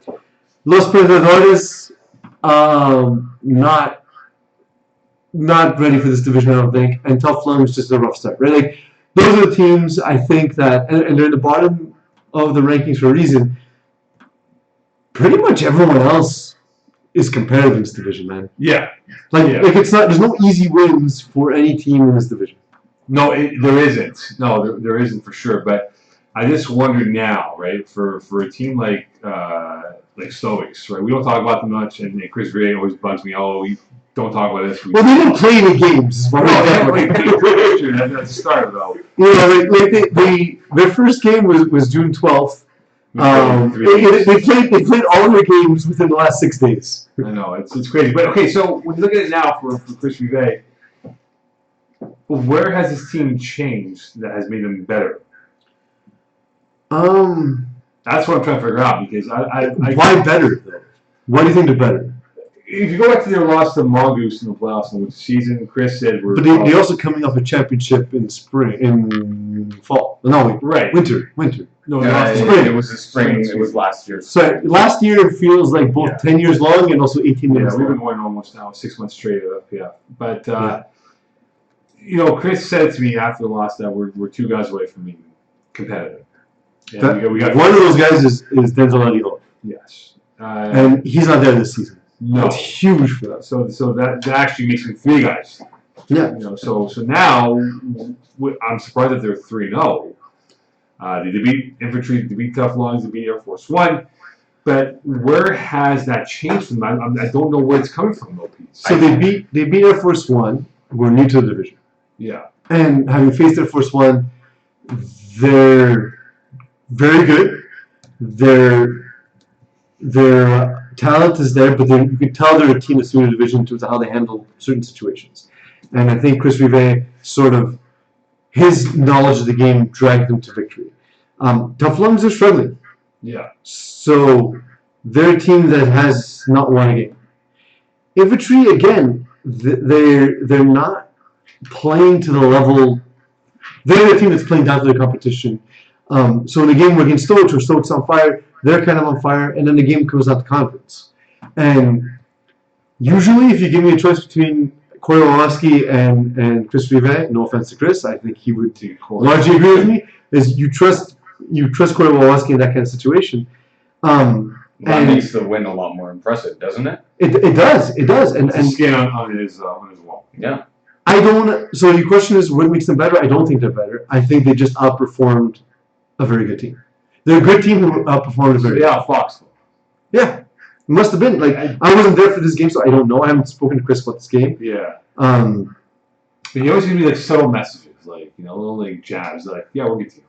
But yeah, they are because Jordan Crew, by the way, excellent talent coming from Division 6 last season. Vincent Chun, we've sang his praises since day one. Save the turtles. And a guy who's been in this roster a long time, who we don't talk about enough, is Cesar Garcia Diaz. Yeah. He's very, very good. A bit unassuming, but he's so productive. What's their schedule? You can scroll down here. So I think they'll be 2 inches again. Yes, easy one. Blitz Buds is a tricky one. That's a tough one. That's tough specifically for the type of offense that Custodians. The explosive offense of Blitz Buds is not only offense, the AJ Gomes on defense. Yes, on defenses. It takes away half the field. But he took a couple of years off my life last night. So I mean, look, they are going to start a run of 7 games in 21 days. That's 24 days, a big part. 7 games, 24 days. That's 1 game for every 3.8 days. Quick math. But they don't have the hardest schedule when you look at it. No. Gang, the easy double game. And the commission, who knows what the... Yeah, the easy W game is the top one left of a win-loss percentage. Yeah, so of the teams that say that one loss or less, they have Easy W, Hot Sauce Sports. And one step closer. Because one step closer has 2 losses. Oh, sorry. I'm saying 1 loss teams or less. Yeah. So Easy W and Hot Sauce Sports are the only teams that fall into that category. But Blitz Buds is is as good as those 2 teams. So those are 3 tough games, but the rest of them I think are wins. And they could be 7-3. Yeah. They could be 7-3. Yeah. False games. 3 false games. Chris Reeze, stay tuned for that. You know what he's going to do is take that line, put in some tape. But let's say they I'll take Hot Sauce Sports out of the equation. But let's say they lose to Blitz Buds and lose to Easy W, right? Right. Let's say false games. Yeah. So I covered them in Division 4, and I'm covering them again in Division C. And every time I said in Division 4 where they had a big matchup, and I'm like, no, this team's better than Chris Reeve and the Stoics, he would prove me wrong every single time. Oh. This week in Division C, I'm like, nope, Infantry, much more talent. Corey's a better QB. And again, he's proving me wrong. He's doing this week in, I don't week disagree out. with you on the talent. And I think that is what answers most question. It's the development of Chris Reeve. Oh, well, yes. At quarterback. Yes, absolutely. That's what makes them better than what we think. He's like Tua Tagovailoa out there. Why? Yep. No. You're taking the most obvious comparisons. He's a left-handed thrower, trying to get lefty quarterbacks. So like you want to call him Tom Brady? If there's an Asian player, it has to be Jeremy Lin. It can't be compared to him. Because you only do the obvious comparisons. Why can't it be like a right-handed quarterback? Compare him to a right-handed quarterback. Tua's Polynesian and he's a white But I'm asking you to compare him to a right-handed quarterback. Okay, so I'll compare him to, he's a right-handed version of Tua. We're going to compare it to Ian Ivory because they both don't have hair? Sure, okay. Jeez, come on, bro. Come on, bro. Not me. Okay, so Vulture play Tough Lungs.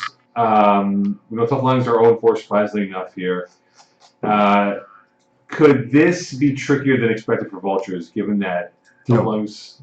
You don't buy the Tough Lungs giving them a run at all? Look, I think Tough Lungs are good. Vultures are the best team in the division. They're the best roster in the division by a lot. They give up a lot of points, though, right? Tough Lungs, 195 points, I think it is now. They give up a lot of points? Yeah, they score a lot of points, but they give up a lot. Is it Tough Lungs or Vultures? Vultures. Okay, I was like, yes. But yeah, but Vultures, it's pacing, right? They play at such a fast pace, they're going to give up a lot of points. They don't care.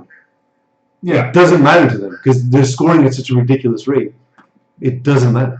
Where are we at now with the Ben McMahon no close right now? Is he still no IDs? No, he's got one. Yes, and so Mo, this is really funny. Yeah. Last week you said he's gonna throw an interception, targeting who on the Vultures? Do you remember? James Drysdale? Phil Roberts. Phil Roberts. The game against Montagna, he targeted Phil Roberts and he got picked off. We picked Phil Roberts. Who picked him up? I don't remember. I'll check. Phil Roberts, huh? What a character that kid is. But it was the game against Montagna, if I'm not mistaken. We'll see. He got picked off by Frederic Vier. I don't, when you look at this, aside from the schedule, they may not have a tougher game until the playoffs. Which game? The Vultures. Because which their tougher game? Like, tougher than what? One step closer? Commission? No, but tougher than what? Like what they've gone through so far. Oh yeah, no, the Montenegro was the toughest matchup. Yeah, I don't know who. No one on the remaining schedule. No disrespect to HSS for what they've done, but aside from them, to be fair, so I don't know. I will say, Vultures HSS. There's always a billion points scored. Yeah. In the last 2 seasons, we're 1-1 against each other. So it's a toss-up. The season they lost 1 game. The one loss was Hostile Sports. Last season, they beat us after, I think the score in the first half was like 28-26 for Vultures. Yeah. Like, it was an insane game. It's coming up this week. I think it's going to be that kind of game too, where just both teams are just continuously scoring. You guys play them in a couple weeks from now, actually, after that game. So when you look I think it's our next game is our next week. We face on the same day ECW and Vultures, which I'm not happy about. It's just the deciding factor here is that Ben McMahon's playing at a ridiculous level. Well, and again, 10 touchdowns more than the next guy. The additions of Ryan Dobbs, Garnett, and Juwan Edgehill is huge. He has 1 touchdown. One TD, 246 rushing yards. Add his 250, call it, to his 1,122 yards. What's the most pass touchdowns in the season? I'm trying to remember now. Kim West, 67, I think. He's making an assault towards that. The question is, can he hit it? Maybe. But so, in that game, he's right there. You have it. You had it right there. Oh, no. No, this is in career. Are you staring at these? Oh, wait. 66. 66. Can he hit it? Because he's on clip to hitting that. He can. Would he do it? He's on pace for 64 right now. I say he will do it. I say I don't know. I'm going to say he's going to hit 67 by the end of the year. Clip this and play at the end of the year. Booyah. Okay. So, and I will say there's one thing I do, because you mentioned the hot sauce versus hot vultures. Yeah, come on. The one aspect I want to mention, as we've seen on the Instagram feed, Joe Notaro, one of his 3 pick sixes as a rusher this season. How does that affect? How does having that rusher rush Ben McMahon, who's known for using his legs? Who wins that matchup? That's an interesting one. I think Ben has to become more of a passer from the pocket. But again, which is 3 pick sixes. No, and what I mean by that, like, Reeze it high and the ball's out of his hands. Mm-hmm. So that means by the time Joy hits the line of scrimmage, he's looking to his right or his left, chasing the play. Yeah. I'm not gonna analyze that because he's on my team, so I'll let Iggy. He's got to be quick with the ball out of his hands. He has to say, "All right, guys, we have a speed demon of a rusher who's got rockets in his legs that's going to come blast me." So that ball, we're doing ready, set, hot, and we are letting that ball go. Yeah. So the one thing that Ben look, again, crazy numbers he's putting up, but at a certain point in the game, he'll feel that, oh, I'm not targeting X player too much. Maybe I should get them the ball, and that's when one play's drawn up specifically for a player. Let's just say Phil Roberts, let's say, and then that's the ball that gets picked off, right? Yeah. So he can't do that in such a tight division with such strong play. That's where. But he hasn't been doing that this season, from what I've seen. A little less, but it happened again, and that's where he got his 1 pick, right? So you just can't do that. So at the halfway point, Peeze, there are 9 teams at 3 wins or more. Mm-hmm. Could we see, probably, maybe not 9, but could we see as many as 7, if not 8, that could finish with 6+ wins? Yes. I mean, it depends on who's facing who, but does that create disparity with the playoffs? The problem is there's Division C at the top is utter chaos. Because I don't see, from Team 1 to Team 10, I don't see a lot of difference. Right. Right? Like, every team has just stacked rosters and lots of speed and good on both sides of the ball. Good quarterbacks. Good quarterbacks. But below that, I think that there's flaws with each of the teams. Those rosters have flaws in ways that the other rosters don't have flaws. Right. And so that's where I think we'll see some sort of top-heavy win-loss records to finish the season. Because the only chance that these teams have of falling off is beating each other. Yeah, I don't think 9 gets to 6. I think there'll be. I mean, it depends because it depends who they face. Exactly, but I think when the dust is settled, 6 teams will have 6+ wins. Sure. I mean, but you asked if I can see it. I can see it, but it depends on who these teams are playing. It's because I can also similarly, depending on who the bottom teams are playing, I can see 7 teams with 3 wins or less. Yeah, and I think the bottom part of the division, like I expect the Montagnard to be competitive. They'll be in that conversation. They're not one of the teams I'm talking about. They're one step closer and below. Yeah, I think Commission's roster is just falling apart. Like, they don't have the same guys. They're banged up. Yeah, like it's not it's. I expected them to be better. They haven't been, but it's the roster issue. They're a team where if they're if they're one of the low seeds in the playoffs, they can cause trouble. If they're like the 12 or 11. You get the right matchup. Yeah, you get the right matchup because they. You think about it right now. They played Beer Belly Brigade week 2. And I remember speaking to Brent Boggan about this and said we had them on the ropes. We just botched at the end. So, well, but as constituted, like the team that Commission had that week versus the team that Beer Belly Brigade has every week, Beer Belly Brigade are better. But if the Commission are their full roster, they're the better team. Yeah, and look, Commission, it's not going to get easy for them because you got Easy W, Blitz Bloods, and Stokes coming up. Blitz Buds, Stokes coming up, and Vultures. Oh my God. Okay, so it could be 4 losses for them. The next decent matchup for them is Los Penedores. And Hot Sauce Sports, and that's not you can. Like, well, Hot Sauce. I mean, we don't know who's throwing that game, so we'll see. Right, but because I'm not here. Exactly, but at this point though, you're right though, Peeze. There isn't any easy games in this division, and there isn't any easy schedule that's going to say, hey, we can put together a string of 4 wins in a row and propel ourselves back in the playoffs, and that's going to be the keys. Right now, the Commission and Vultures are 2 teams, but in different galaxies right now. And the galaxy that the Commission in, as we speak, is that survival mode. Can we get ourselves and steal 2 points from someone that no one expects us to do? And if we do that, that can be the passport for us to get through. How does your hair fall apart more during the show? Crazy, man. I'm going to get my haircut tomorrow as well, right? Do you not have product? I didn't put product today, man. It was too hot today. I'm going to get my haircut tomorrow anyway. So winning number 3, right? Winning 3 of 5 coming up. Actually, I actually have 6 coming up next week. Jeez. Not happy about that one. Oh, crap. Well, actually, my mother's listening to this show. So okay, no worries. Okay, next division.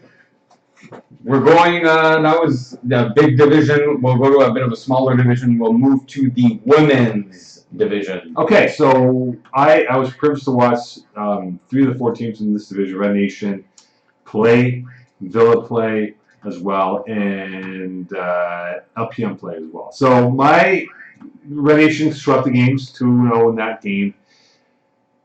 I don't know if I'm buying them as a favorites to win the championship. They still have some issues. I think the rhythm of Alison Sobel has to be better.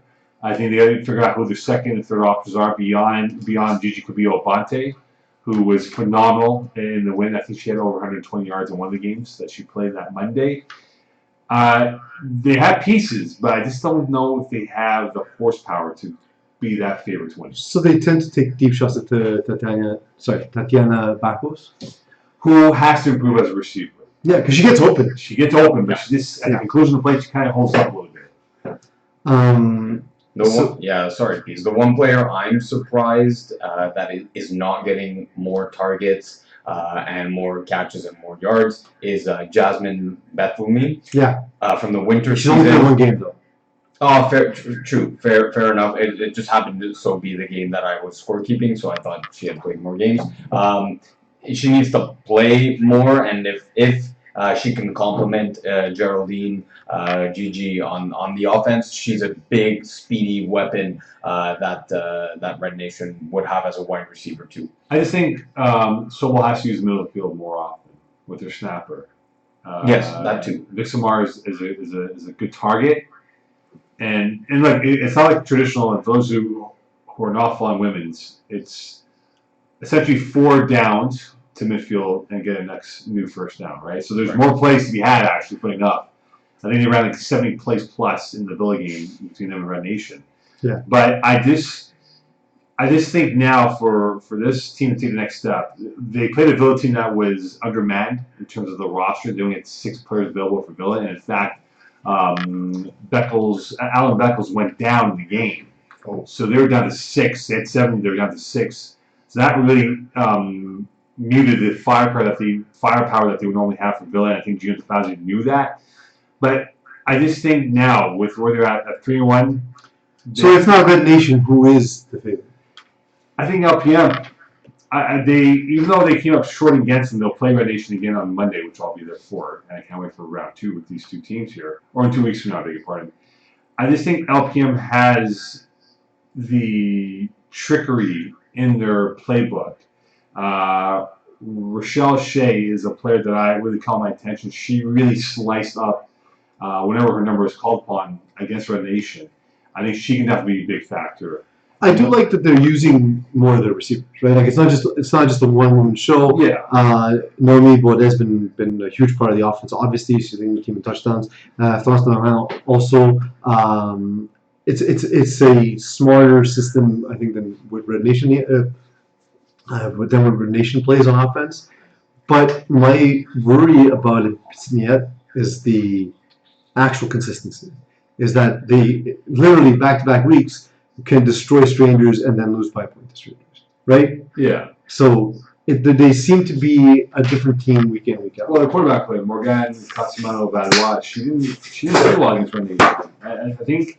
But then how do you explain the inconsistency? So the thing is, I think she allowed the rusher for Red Nation. I just want to get her name quickly for you to just explain who she is.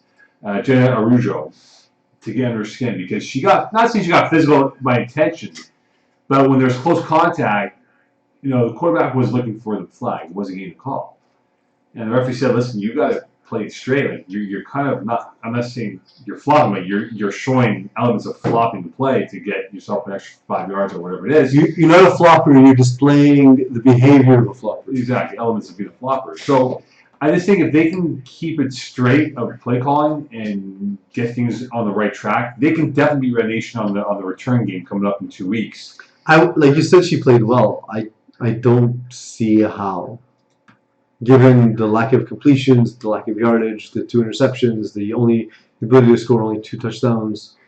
Like I'm not saying Alison Sobel was on fire either, but they played kind of the same game. Yeah, I just think that I'm not saying there's a disconnect with Red Nation. They know each other because they played Vanier flag football for years. I mean, they've known each other for X amount of time. But something about the LPM, they're just a little bit more structure-wise, more organized. Yeah, but again, it's not leading to consistent results, and so that's what worries me. Is they might just have a game in the playoffs and won't show up and not even make it to the finals. I'll put my money to be Red Nation LPM. How much money? This Clorox. So like $3. $3 it is. Yeah, which is Well, we live in a province where gambling is legal. You know that, right? Single game bet. Yeah, but it's also legal in Quebec. It's true. It's single game bet. You don't have to pretend. No, we don't. No, we don't. But I can use real stakes. But yeah, the thing is look, there's not other team I think as a front runner. Is my point. There isn't. What's interesting with the women's division is anyone can beat anyone. To be honest, my expectations for Red Nation were higher. What I don't like about their offense is they seem to have dedicated receivers who run dedicated routes. Yes. And it's like, well, they'll have a concept, and as a defense, you know, for example, that Tatiana Bakos is running the flies and running the deep posts, and when it goes deep, it goes there. And then the intermediate routes and the shorter routes go to Gigi Cavallo-Blante. And without Jasmine Bethany, they lack that extra dimension. And so the play calling hasn't been there. The quarterback play has been, I think they would agree, subpar to this point. And they're missing, I think, a third piece that really scares the other team. So before we get to the Gino question of the Villa team, Rochelle Valerie, if you look at her defense stats, I know it's an 8-game schedule, but throw away that. At the clip that she's going at right now, if you can get the individual page up for the viewers who are watching this, please, don't mind. It is. Could this be one of the greatest individual defensive seasons in FPF history, if you were pro this? I mean, yeah, she's played on both Gorillas and Red Nation this season. Or is that a scorekeeping bug? Must be a scorekeeping bug. Well, no, that could be possible. Gorillas is a co-ed team. Oh, my mistake. That's true. That's true. My mistake. But yeah, so P's, 4 pick sixes and 5 PDs in 4 games. in 4 games. A pick 6 a game. yeah. And this is coming off like the season she played in Yang back in winter 2020, where she had 2 interceptions and a pick six. It's clear that she's learned a lot from that point, from that experience, that bit of experience she had. She's become the kind of defender that other quarterbacks need to fear. And Red Nation rely a lot on their defense because they don't score a ton. On their way to the finals in the last women's final, they had beaten a team where, similar to this week, they needed a pick six to get the win, and they did. And Rachel Valliere is the odds-on favorite, I would imagine, to win Defensive Player of the Year, odds-on favorite to cause interceptions for her team at any point. And like, if you're Naomi Baudet and you look at the fact that you're also having this ridiculous defensive season, and so far you're not even close to being as dominant as Rachel Valliere has been. So yeah, she's definitely in the women's division. She's heading towards the most dominant overall season, but overall in general as well, because 4 pick sixes is like it's. And she gets 12 INTs. I mean, that's pretty. How many touchdowns does Alison Sobel have as a passer? Right, like she's almost as productive as her offense. As her entire offense. She's one less. Yeah. One less. She's got one less touchdown than her quarterback. It's nonsense. Yeah, she's like she's been a two-way player at this point. You know? Yeah. She's done. So. Just based on her defense, she could be two-way player of the year. Exactly. So Villa, they have a quarterback problem here, Peeze. If you have 2 quarterbacks, you don't have one? You don't have one. And I don't know what Gino DeFazio, the head coach of this Villa team, can do, because I just looked at their first game, and that quarterback, and I'm just going to get the name up here quickly for you. Lori Lapointe? Yeah, she's very good. Right. So when she's there, though, because she's only played 1 game. Yes. So I think she's supposed to be the quarterback for the team. And sounds like the opposite. It sounds like Gabby Obetisano is the quarterback, and Lorianne Lapointe. But Lorianne's only she's having a rough. Lorianne threw the only game she was there. Yeah. Exactly. So not the starting. Gabby's having a rough. But I think the team's supposed to, like, I think Lorianne Lapointe is the intended story, and Gabby's playing because of Lorianne's inability to make it. That's possible. But Gabby's having a rough. Like, it's just, I feel bad for her, because you can see the confidence not getting wrecked, but the fact that she just can't. She's not there yet, and she's a young quarterback that. Well, it's the NFL where she'll be shot for life here for the confidence level, but No, that doesn't happen. It's a rough go for her right now. Look, all of us in this room have this feeling where you get down big and you see the faces of 5 people in the huddle who are trying not to show you that they're down and dejected, but they are. It's the worst. And there's nothing you can do. And that's kind of the situation here in some of these games where they just haven't been in it. She's only thrown a single touchdown pass in 3 games. Yeah. So she only started 2 of them, but I think Gino's got DeFazio's got to simplify the offense for her. I just think it's a lot to process in Gino's offense. So what I've learned in teaching quarterbacks to play the game is that giving a play is not enough. You need to sit down and explain what to look for in each coverage, who should be open given the coverage, and you start that 1 play at a time. Yeah. If you throw 10 plays and expect them to be able to read all of them, it's not going to work. You need to have, let's say, 2 plays and a red zone play, and drill into the quarterback how to read each of these plays, and when they're comfortable, add another play. And then when they're comfortable with those 3, add another play. Then maybe add another red zone play. And because it's pointless, even if the other team knows what you're going to do. Mm-hmm. What matters right now I'm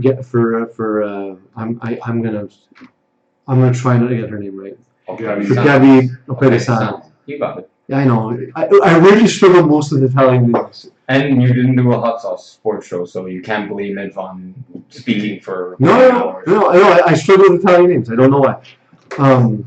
But the thing with Gabby Opetisano is she needs to develop familiarity with offense, and that's the way to do it. Even if it means running predictable offense, even if it means throwing interceptions because the other teams know what's coming. Right now she's throwing interceptions anyway. So you need to teach her the game. Because her quarterback rating is 9.2. That's far too low. That's far too low. Yeah. Not good. Smoke condoms. You don't want to say it. You guys always make me the mean one. I'm not the mean one. All right, on to Div E.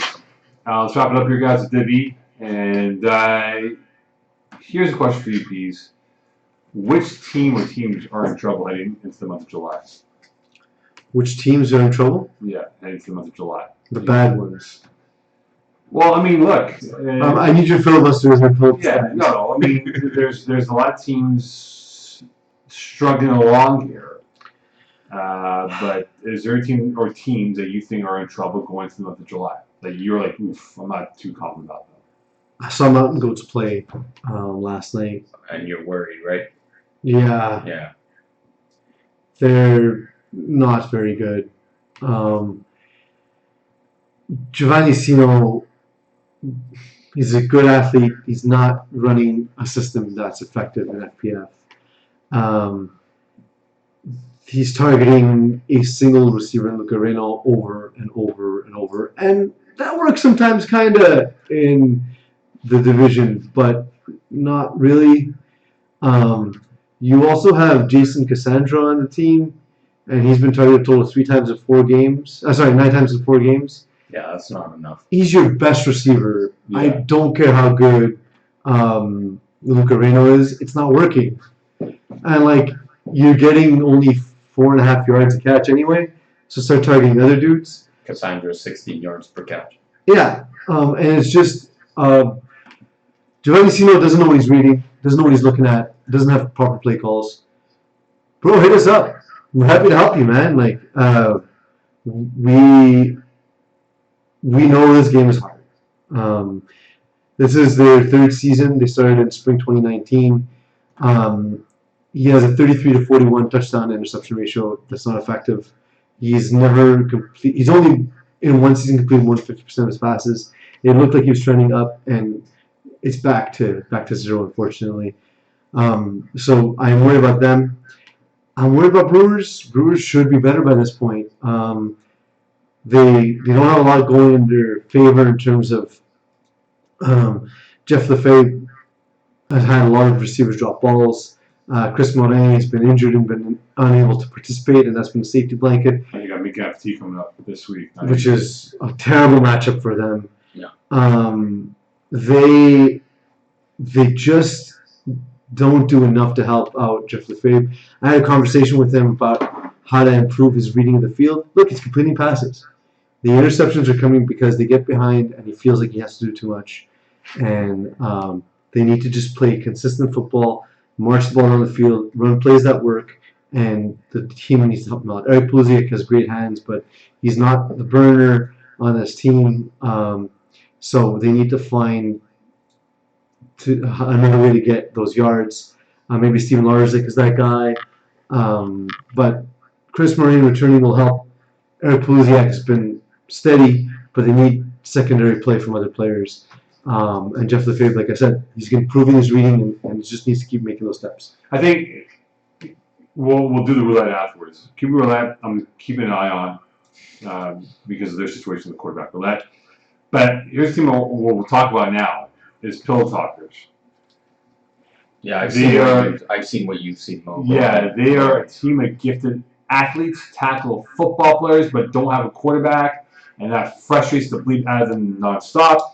And at 1 and 2, they are in my teams I'm watching out for. I'm concerned for in July because if they don't figure out that quarterback play piece, they are in trouble going towards the final 7 weeks of their season schedule. They had Jared Taylor throw for them in Divi.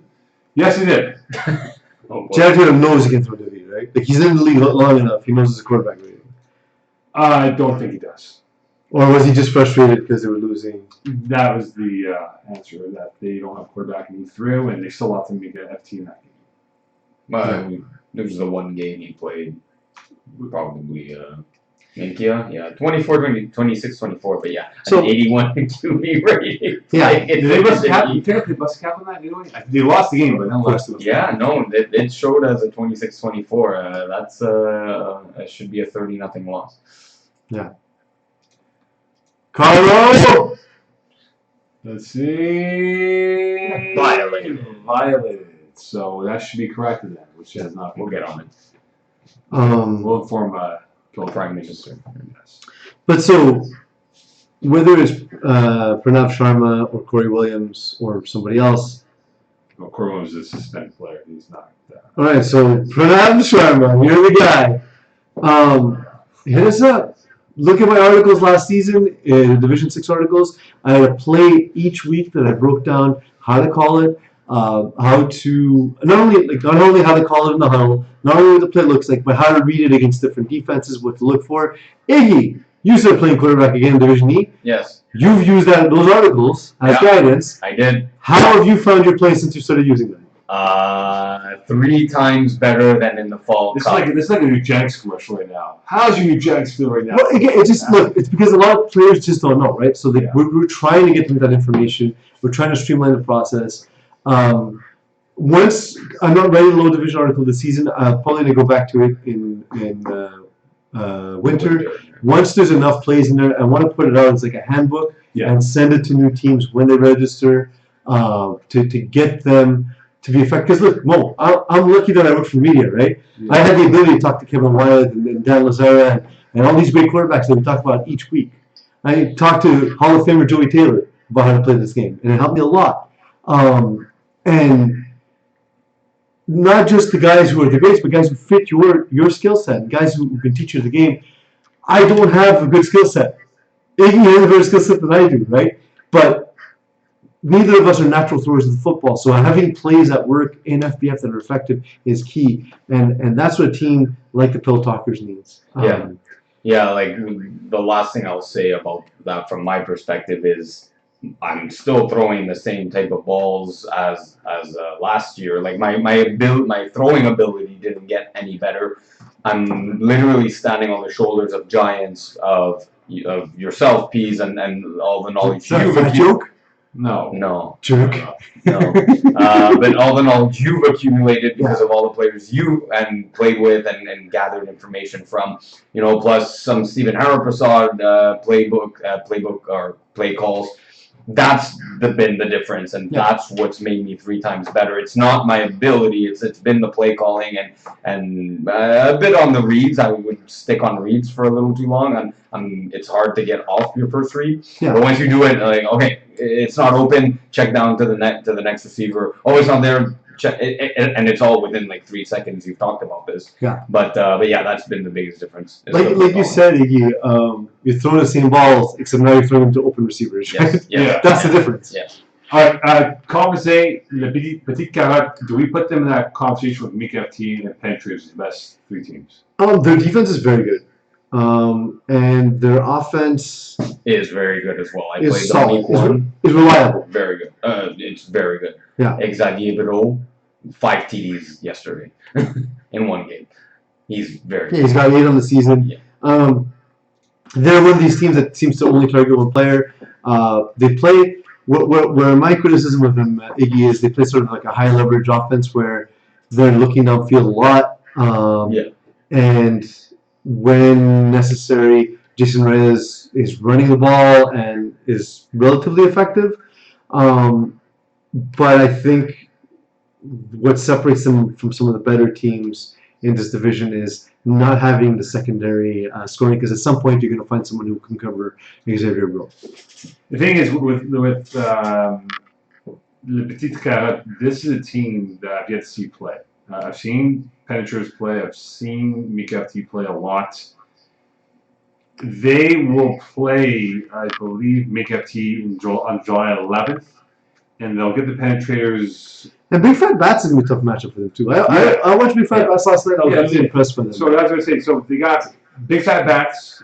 Yeah. And then 2 weeks after that, July 7th and July 11th, 2 games after, they'll play Mika FT, then Penetrators. So 3 of the next 4 games in that window, from July 7th to the 19th, will give us a better idea if LPC is in that conversation. And even afterwards, like Black Label's not an easy game either, right? No, and Black Label, to their defense, have not had a consistent roster. No, but when I saw them once this season.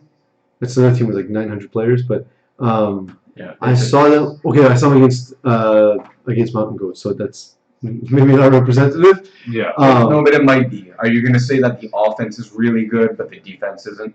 I don't know. They look dominant against Mountain Goats. Like the 2 games they won is against Pill Takers and Mountain Goats. 2 of the teams we're worried about, right? Yeah. And they lost in the KFT, which is not like a slight. They've lost against the top team in the division so far. And then the only other bit of information we have is that they had a forfeit win to TB Elite. So we don't know a lot about them except that they clearly have enough skill to beat teams that they are better than. I guess there was a roster violation. Yes, they violated the they cubic had gap. Anthony Drysdale throwing. Yeah, that was a mess of the game. Weird when you have like experienced FA players violate the quarterback. Of course. I think they didn't have anyone else. No, they didn't. They were three guys. They asked some of the guys. Yeah. No, I get it. Yeah. Fresno, though, when he's there, is very good. 10% Very good. offense. He might be the best quarterback in the division, maybe. Yeah, like when I saw him, he looked like an actual thrower of the football. Yes. He's got some good physical skills. He can run a little bit too, and I don't know how much of it was his receivers getting open, how much is that he's just good at getting the ball to his players. The latter. But it's a good offense. Defense, Iggy, to your point, we'll see. But you know what? They only gave him 26 to Mickey FT, so we'll see. Yeah, Mickey FT, the good team. I'm still not on the bandwagon yet for them. So. Because I just think that there's a lot of close calls with them.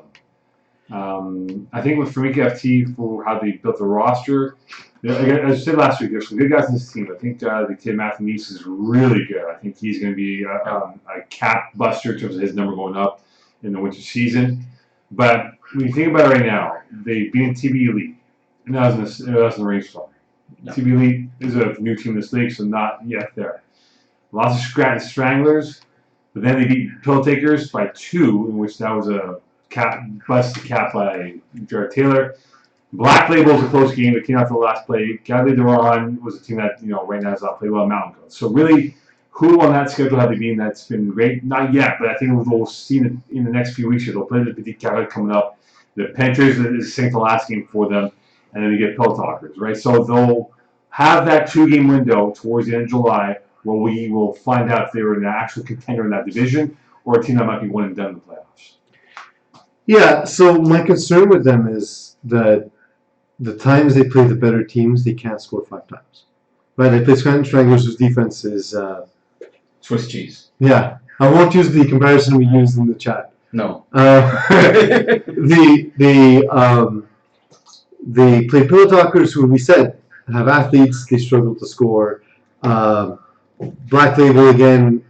They put up 26 points, and Cavalier de Rohan, or at least experienced, they scored again 4 touchdowns. Right. Their numbers look a lot better. I meant specifically because he padded numbers against Mountain Goats and TB Elite. Yeah, so to your point, Peeze, I think 2 things, and then to bring it back to Piscata. So in that July 11th matchup that's coming up between the two, Minkia's defense, softer, versus Le Petit Carrot are a very aggressive defense, which you don't see in Division E a lot. So they caught me off guard. I expected, my triple slants and hooks, 10 hooks and slide from the snapper to be there.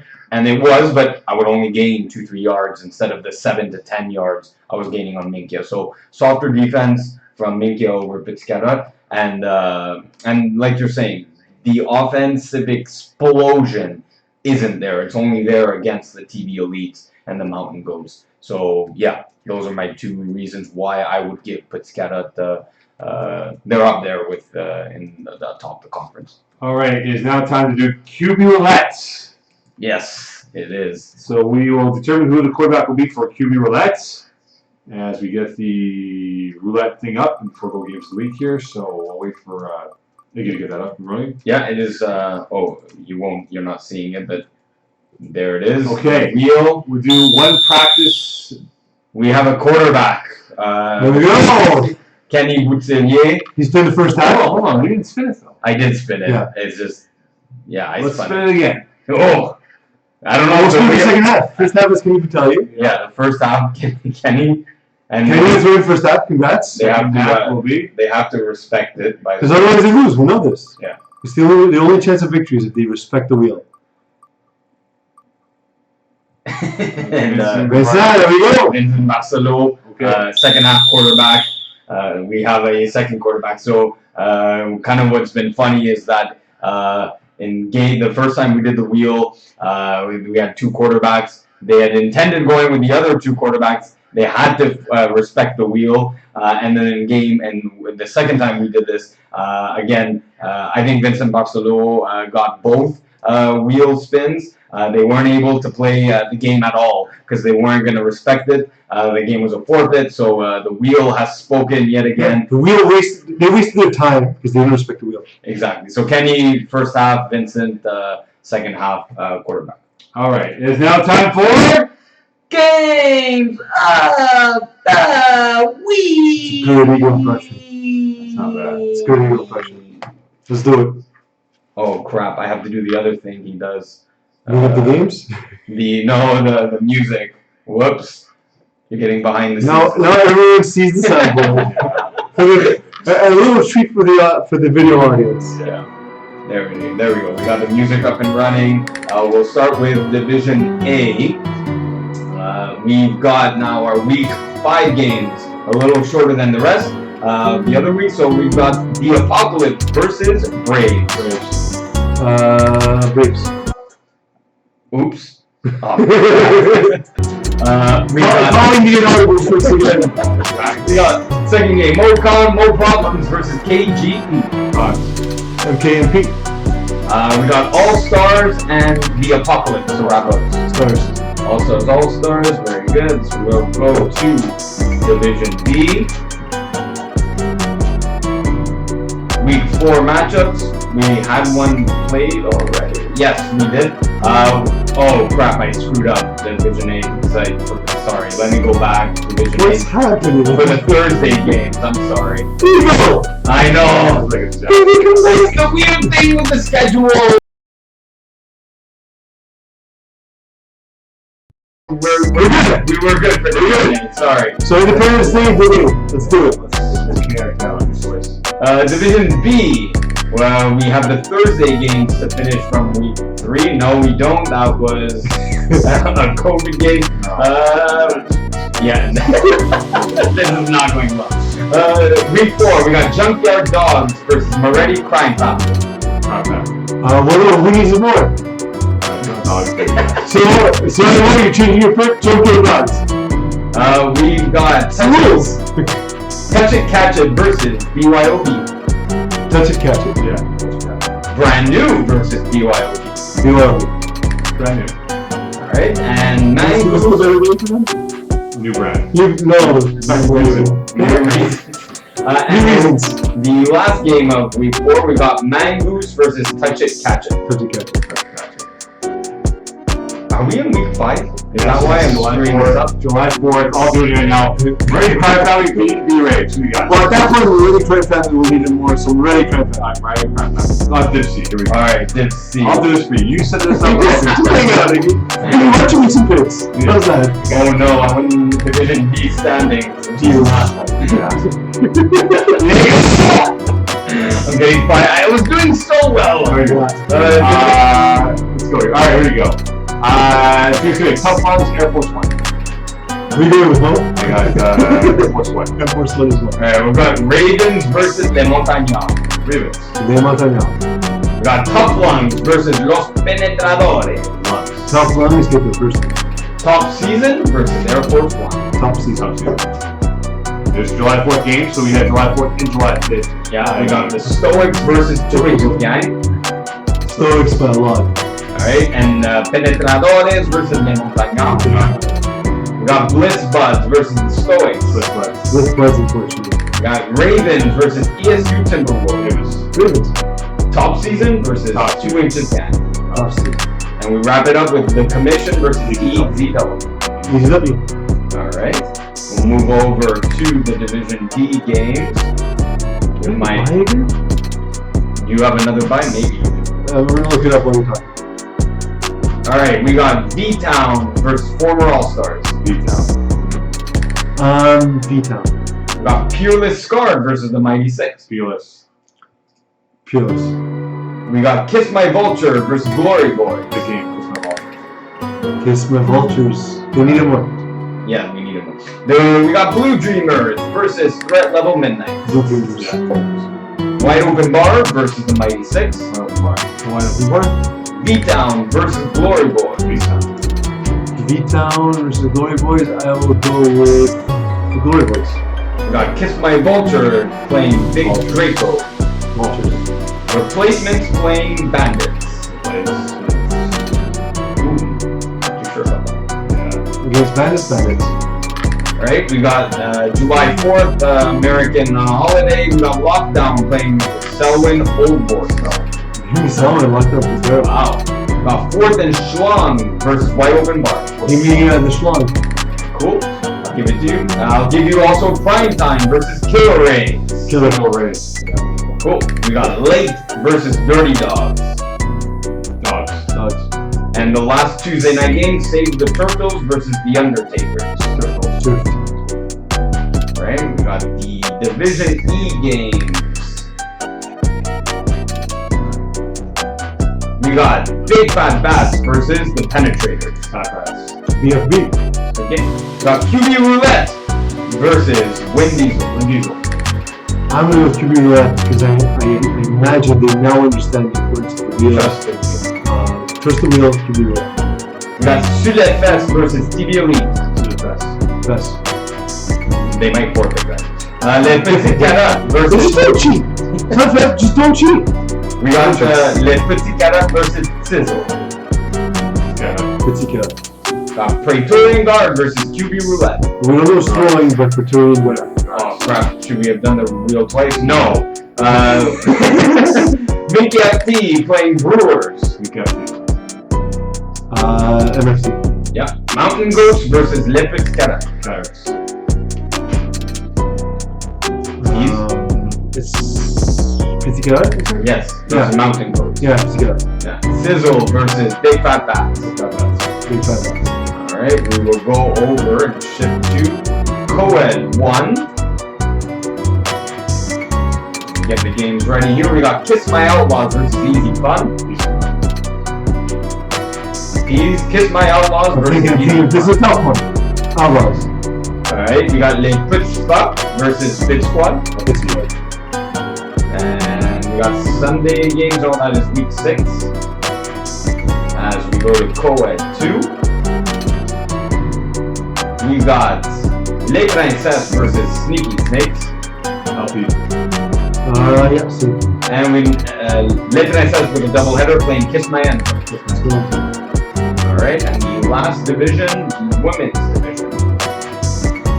Bring the schedule up for games of the week. We got one game. We got Della versus Strangers. Alright. That does it for this week. Thank God, that schedule was discombobulated from Peeze's, from Iggy's point. Yes, I'm sorry. I apologize for that. That was it didn't start off strong. No, do not. Came on strong at the end, though. Match wish, please. Spurs tanking, huh? Yeah, see that, Murray. Atlanta. We miss you, Eagle. Mo can't even sign off anymore. What is going on? Good night. It's too hot in here now. It is hot. As the show went on, it got hotter.